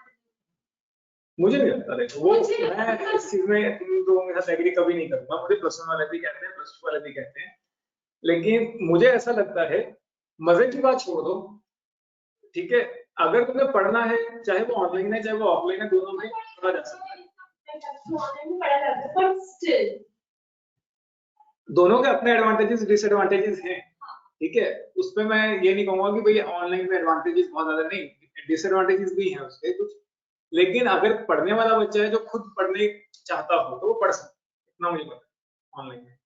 तुम लोगों को यकीन नहीं होगा, इवन ऑनलाइन के मैं अगेंस्ट था जब शुरू में ऑनलाइन आया, मतलब मैं कंफर्टेबल नहीं था ऑनलाइन पढ़ा के तकरीबन 2-3 महीने स्टार्टिंग में, लेकिन उसके बाद मैं ऐसा यूज्ड टू हूँ इस चीज से कि मतलब मैंने इतना इसके ऊपर देखा है कि कैसे पढ़ाएं या कैसे किया जाए चीजों को मॉडिफाई, तो अब बड़ा अच्छा लगता है पढ़ा के।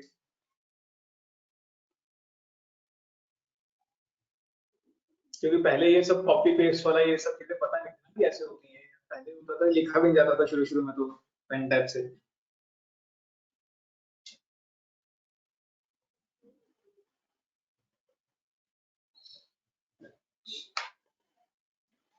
इवन आज भी कई स्कूल के टीचर हैं जो पेन टाइप पे खर्चा नहीं कर सकते, एंड वो वैसी पढ़ाई जा रहे हैं बच्चों को पीपीटी बना बना के। पीपीटी बनाना भी नहीं, क्या बनाना है।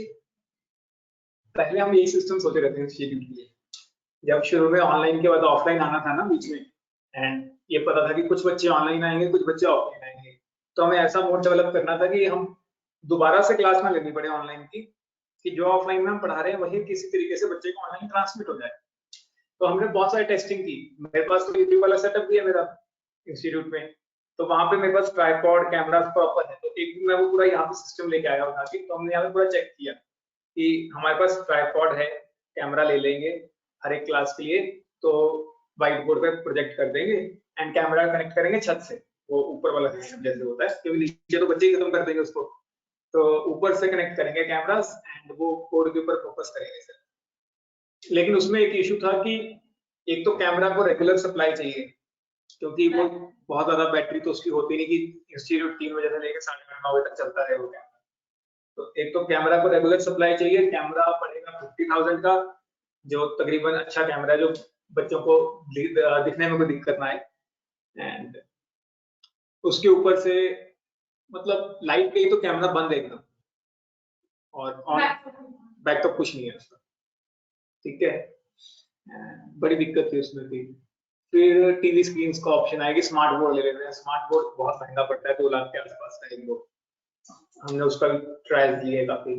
फिर एट द एंड हमने इसको जुगाड़ निकाला कि लैपटॉप सबके पास है, अपना अपना डिवाइसेस हैं सबके पास, तो जैसे पढ़ाते हैं वैसे पढ़ाएं, बस उसको कनेक्ट कर दें इससे, और टीवी सस्ते भी पड़ते हैं, तकरीबन 30,000 रुपए के आसपास ही टीवी आ जाता है, 25-30 का आराम से मिल जाता है।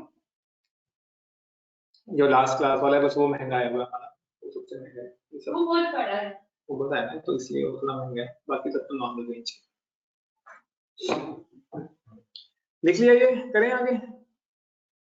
यस इसके बाद आ जाता है टेस्ट, ये भी इम्पोर्टेंट तो है एज सच, ये देख लेते हैं 2 minute. Test for sulphuric acid and sulphates, दोनों में काम आएंगे, सल्फेट्स में भी सल्फ्यूरिक एसिड के लिए भी। पहला तो यही है कि कॉपर के साथ रिएक्ट करवाओ, कॉपर सल्फेट मिलेगा, या कोई भी मेटल ले लो बेसिकली, सल्फर डाइऑक्साइड मिलेगा जिसकी बर्निंग सल्फर स्मेल होती है, तो कहीं ना कहीं अंदाजा हो जाएगा कि सल्फ्यूरिक एसिड इज यूज्ड, ठीक है। तो पहला तो यही है, on heating with copper evolves sulphur dioxide having a characteristic smell. अच्छा, अब यहाँ पे स्मेल से तो हम ऑब्जर्व नहीं कर सकते, लेकिन सल्फ्यूरिक एसिड क्या है, SO2 क्या है अपना, ऑक्सीडाइजिंग एजेंट भी काम करता है, नहीं ऑक्सीडाइजिंग एजेंट भी काम करता है और रिड्यूसिंग एजेंट भी काम करता है, दोनों काम कर सकते हैं। ये जो K2Cr2O7 होता है ये बहुत ही अच्छा ऑक्सीडाइजिंग एजेंट है, वेरी स्ट्रॉन्ग ऑक्सीडाइजिंग एजेंट, ये ऑरेंज कलर का होता है, ठीक है। अब SO2 जब बनेगा यहाँ से, SO2 इसके कांटेक्ट में आएगा और SO2 ऑक्सीडाइज हो जाएगा, और ये किस में कन्वर्ट हो जाएगा, अगर ये ऑरेंज से ग्रीन में चला गया तो मतलब वहां पे सल्फर डाइऑक्साइड है पक्का, क्लियर या नहीं। तो sulphur dioxide turns acidified potassium dichromate solution green, यहाँ पे सल्फर डाइऑक्साइड क्या हो रहा है, रिड्यूस, और reducing property of SO2 is behaving as a reducing agent। देखो अब SO2 तक तो समझ आ गया ना, ये वाला तो ऊपर वाला क्लियर है।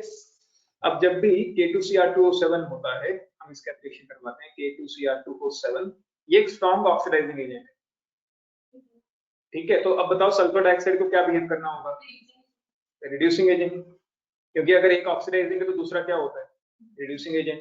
तो इसमें जो प्रोडक्ट्स मिलते हैं वो मिलते हैं Cr2SO4 होल थ्राइस, ये रिएक्शन तो तुम्हें ध्यान में रखनी होगी ऐसा, ग्रीन कलर, ठीक है, एंड K2SO4 एंड वाटर। अब मैं इस सेक्शन में क्या कह सकता हूं? मैं ये कह सकता हूं कि sulphur dioxide behaved as a reducing agent and reduced potassium dichromate. Sulphur dioxide ने एक रिड्यूसिंग एजेंट का काम किया एंड इसने पोटेशियम डाइक्रोमेट को रिड्यूस कर दिया, एंड जिसका कलर ऑरेंज था, ऑरेंज से कलर कन्वर्ट कर दिया किसमें? ग्रीन में। ग्रीन, येलो नहीं, ग्रीन, ठीक है। तो हुआ क्या देखो, sulphur dioxide turns acidified potassium dichromate solution green, showing the reducing property of sulfur dioxide behaved as a reducing agent. कोई डाउट इसमें? नोट करो।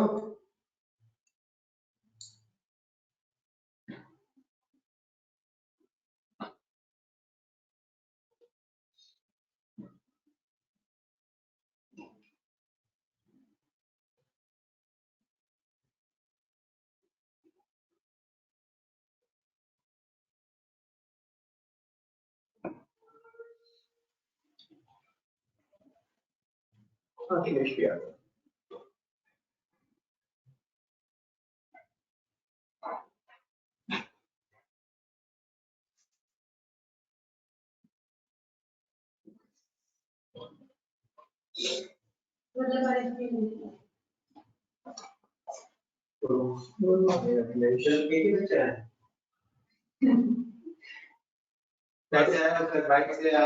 मैं गाड़ी से हाँ वो लेके जाना है मुझे, मैं सर से बात हुई थी।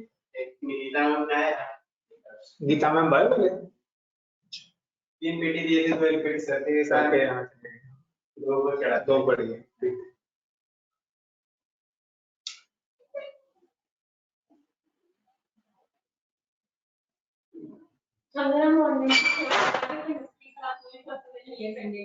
क्या? अगर केमिस्ट्री क्लास करने की ऑनलाइन नहीं है, क्यों? क्योंकि टेस्ट तो कंपलसरी ऑफलाइन है। तो टेस्ट के टाइम आ जाओ ना। फिर वो भी दिक्कत है, मतलब सुबह ही आधा घंटा के बाद करना। देखो दो ऑप्शन है, या तो सुबह आ जाओ 8 बजे उठ के, 8 बजे से पहले चलना पड़ेगा, मतलब घर से 8 बजे क्लास शुरू हो जाएगी, वो थोड़ा अर्ली है, मैं मानता हूँ कि अर्ली है, ठीक है। लेकिन तुम लोग ये सोचो कि मैंने 7:30 बजे भी क्लासेस लगाई हैं, चाहे वो सर्दी है चाहे वो गर्मी है, 7:30 भी क्लासेस, इस बार लेट हुआ है 8 बजे।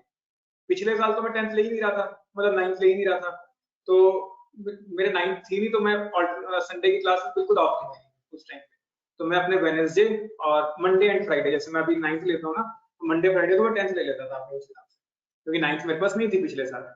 मैंने पिछले साल के लिए 9th ड्रॉप की थी क्योंकि मैं ऑनलाइन टीचिंग में ना कंफर्टेबल नहीं था शुरू में, जब लॉकडाउन लगा रहा, तो तब तक फिर 9th तो शुरू करनी थी, तो नवनीत सर ने वो शुरू कर दी थी उस हिसाब से, शायद नवनीत सर नहीं पढ़ाया था तुम लोगों को पिछले साल, तो 9th नवनीत सर ने शुरू कर ली, क्योंकि मेरा ऑनलाइन का सिस्टम तैयार नहीं हुआ था उस टाइम तक, एंड तो फिर मैंने नवनीत सर को मना कर दिया था कि इस बार आप 9th या किसी और टीचर को हायर कर लो, मुझे कोई इशू नहीं है। तो 10th मैंने ली थी, क्योंकि 10th 9th वाले बच्चे मेरे से पढ़ चुके थे, एंड उनको ये था कि हम वेट करेंगे, आने दो सर को, कोई बात नहीं, हम सर से ही पढ़ लेंगे।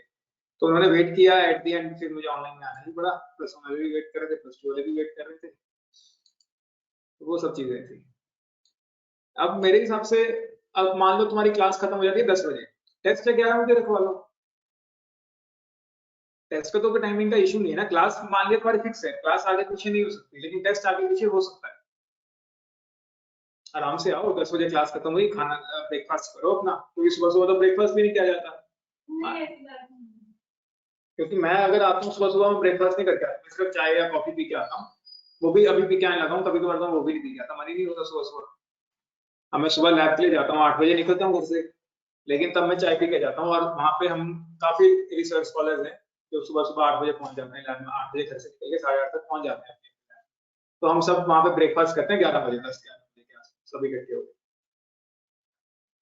तो सेम काम अब मैं घर जाके ब्रेकफास्ट करूंगा, तो तुम भी 10 बजे क्लास खत्म हुई, 10 बजे ब्रेकफास्ट करो अपना, 11 बजे तक टेस्ट रखवा लो, 11 नहीं तो 11:30 तक रखवा लो, उसमें कोई इशू नहीं है, टेस्ट के टाइमिंग आगे पीछे हो सकते हैं। फिर मुझे लगता है कि भाई एक बार आता तो काफी थोड़ा मुश्किल लग रहा है सर एक बार आते ही ठीक है। नहीं वो तुम लोगों के ऊपर है, मैं तो आ जाऊंगा, देखो मैं 7:30 भी आ जाऊंगा क्लास के लिए, लेकिन अगर तुम लोग कहोगे इससे लेट हो जाए, वो हो नहीं सकता। हाँ ये हो सकता है, एक ऑप्शन है, वो ऑप्शन ये है कि तुम्हारी क्लास सैटरडे को शिफ्ट कर दी जाए, ठीक है, संडे की जगह सैटरडे शिफ्ट करवा सकता हूँ मैं, लेकिन उसके टाइमिंग तो फिर एडजस्टेबल नहीं है। टाइमिंग तो वही 7 to 8:30 शाम को। लेकिन वो मैं चाह सकती हूँ मैथ्स ठीक कभी कोई अच्छा तो मैथ्स वाले मैम तो शिफ्ट कर सकते हैं ना फिर? नहीं कर सकते? ओके तो 6:30 to 8 होती है, तब भी हम शिफ्ट कर सकते हैं किसी तरीके से, वो मैं बात कर लूंगा। अगर तुम लोग चाहो तो शायद मैं +1 की शिफ्ट कर सकता हूँ आगे पीछे, लेकिन +1 वाले की ज्यादा तक नहीं होती ना, वो चलता है उनकी भी शेड्यूल। संडे ठीक है, संडे ही ठीक है, टेस्ट होता है ना संडे को, तो वही नहीं मतलब आना तो है ही। आना ही है तो उसमें फर्क नहीं पड़ता, अगर उठना ही है तो 8 उठो या 10 उठो तो। एक और टेस्ट H2SO4 का, जब हम NaCl का रिएक्शन कराते हैं, अभी हमने रिएक्शन देखी थी, HCl मिलता है, HCl के फ्यूम्स कैसे होते हैं, पंजेंट स्मेल, ठीक है, एंड HCl का हमने टेस्ट भी देखा था, ये अमोनिया के साथ क्या देता है, डेंस वाइट फ्यूम्स। क्लियर, कोई डाउट? ये क्लियर है सबको? ठीक, नोट करो इसे।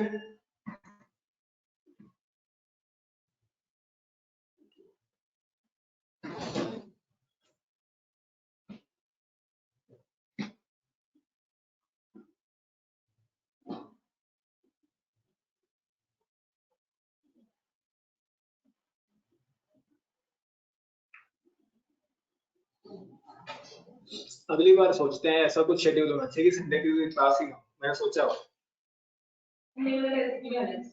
मैंने अगले साल ऐसा शेड्यूल बनाना है कि संडे को कोई क्लास नहीं होनी चाहिए, एक दिन तो फ्री होना चाहिए बच्चों के पास भी और टीचर के पास भी। बच्चों को टेस्ट होना चाहिए संडे को, नहीं होना चाहिए सर सीबीएसई वालों को मतलब मैं तो अगले साल से +1 +2 को भी दूंगा एक छुट्टी अपनी तरफ से, बाकी फिजिक्स मैथ्स का मुझे नहीं पता, मतलब हफ्ते में एक दिन ऐसी छुट्टी होगी कि ना उस दिन कोई टेस्ट होगा ना उस दिन कोई क्लास होगी +1 +2 के लिए। सीबीएसई वालों की थर्सडे फ्राइडे फोर्थ। अच्छा ठीक है ठीक है, क्योंकि मैं तो +1 +2 को इतना रिलैक्स रखता हूँ कि टेस्ट ऑनलाइन है तो आप कभी भी दे सकते हैं, मतलब पूरा दिन ऑनलाइन रहता है, टाइमिंग्स कोई फिक्स नहीं है, जैसे फिक्स टाइमिंग होते हैं टेस्ट की तो आप कभी भी दे सकते हो, बस वो डे फिक्स हो जाता है कि इस दिन देना है, टाइमिंग आप देखो, तो इतना रिलैक्स मैं कर देता हूँ। करेंगे आगे, एक और टेस्ट है, इतनी जल्दी कहाँ फ्री हो जाओगे, ठीक है। ये वही बेरियम सल्फेट वाला टेस्ट किया था पहले भी हमने, बेरियम क्लोराइड ले लो, ये with barium chloride solution added to the sulfuric acid white PPT of BaSO4 is obtained। अब ये जो white PPT of barium sulfate is insoluble in any mineral acid like HCl and nitric acid, ये soluble नहीं होता है, clear।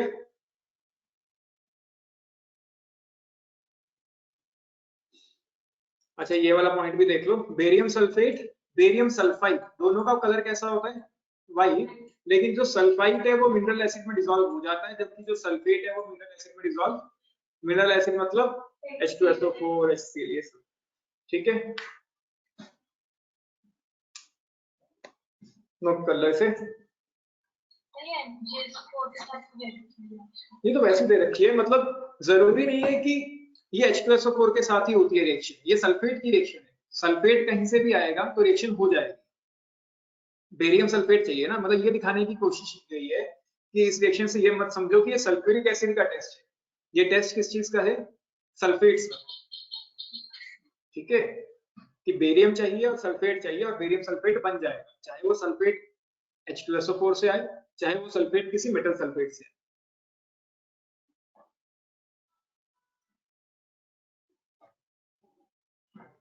यहाँ पे chapter होता है खत्म, छोटा सा चैप्टर H2SO4। होपफुली तुम सबको समझ आया होगा।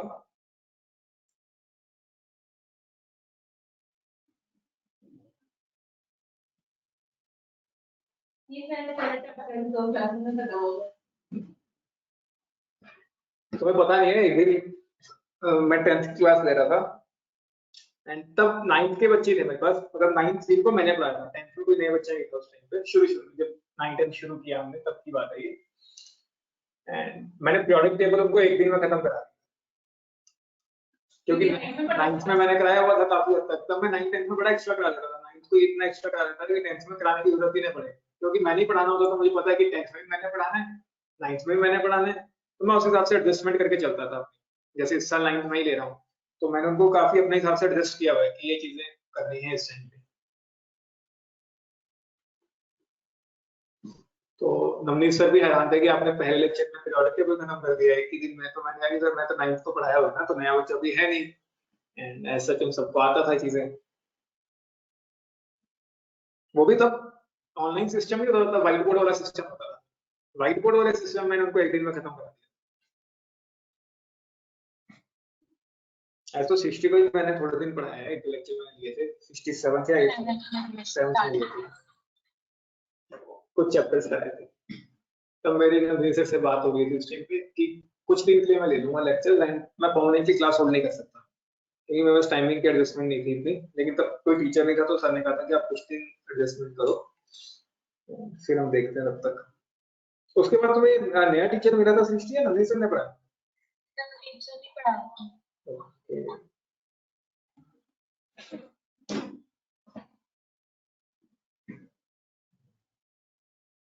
फिर परमानेंटली 9th 10th मेरे पास आ गया ICSE की, एंड CBSE तो सर ही लेते हैं। हो गया, ठीक है, चैप्टर हो गया खत्म। अब तुम्हारा काम है अगली क्लास में इसके डाउट्स लेना। और अगली अब से मैंने ये सोचा है कि थोड़ा सा स्ट्रिक्टनेस यूज करें। अगर बच्चे काम नहीं करके आते हैं तो उनको क्लास में एंट्री अलाउड ना की जाए, या एटलीस्ट पेरेंट्स को इन्फॉर्म कर दिया जाए कि आपका बच्चा काम नहीं करके आया। ठीक है ना समरवीर, दोनों, शिवांग? यस अन्ना और सृष्टि तो काम कर ही आते हैं। चलो ठीक है, फिर आज के लिए इतना ही। कोई डाउट्स हैं तो रुको, अदरवाइज हम जा सकते हैं। Thank you sir. वेलकम।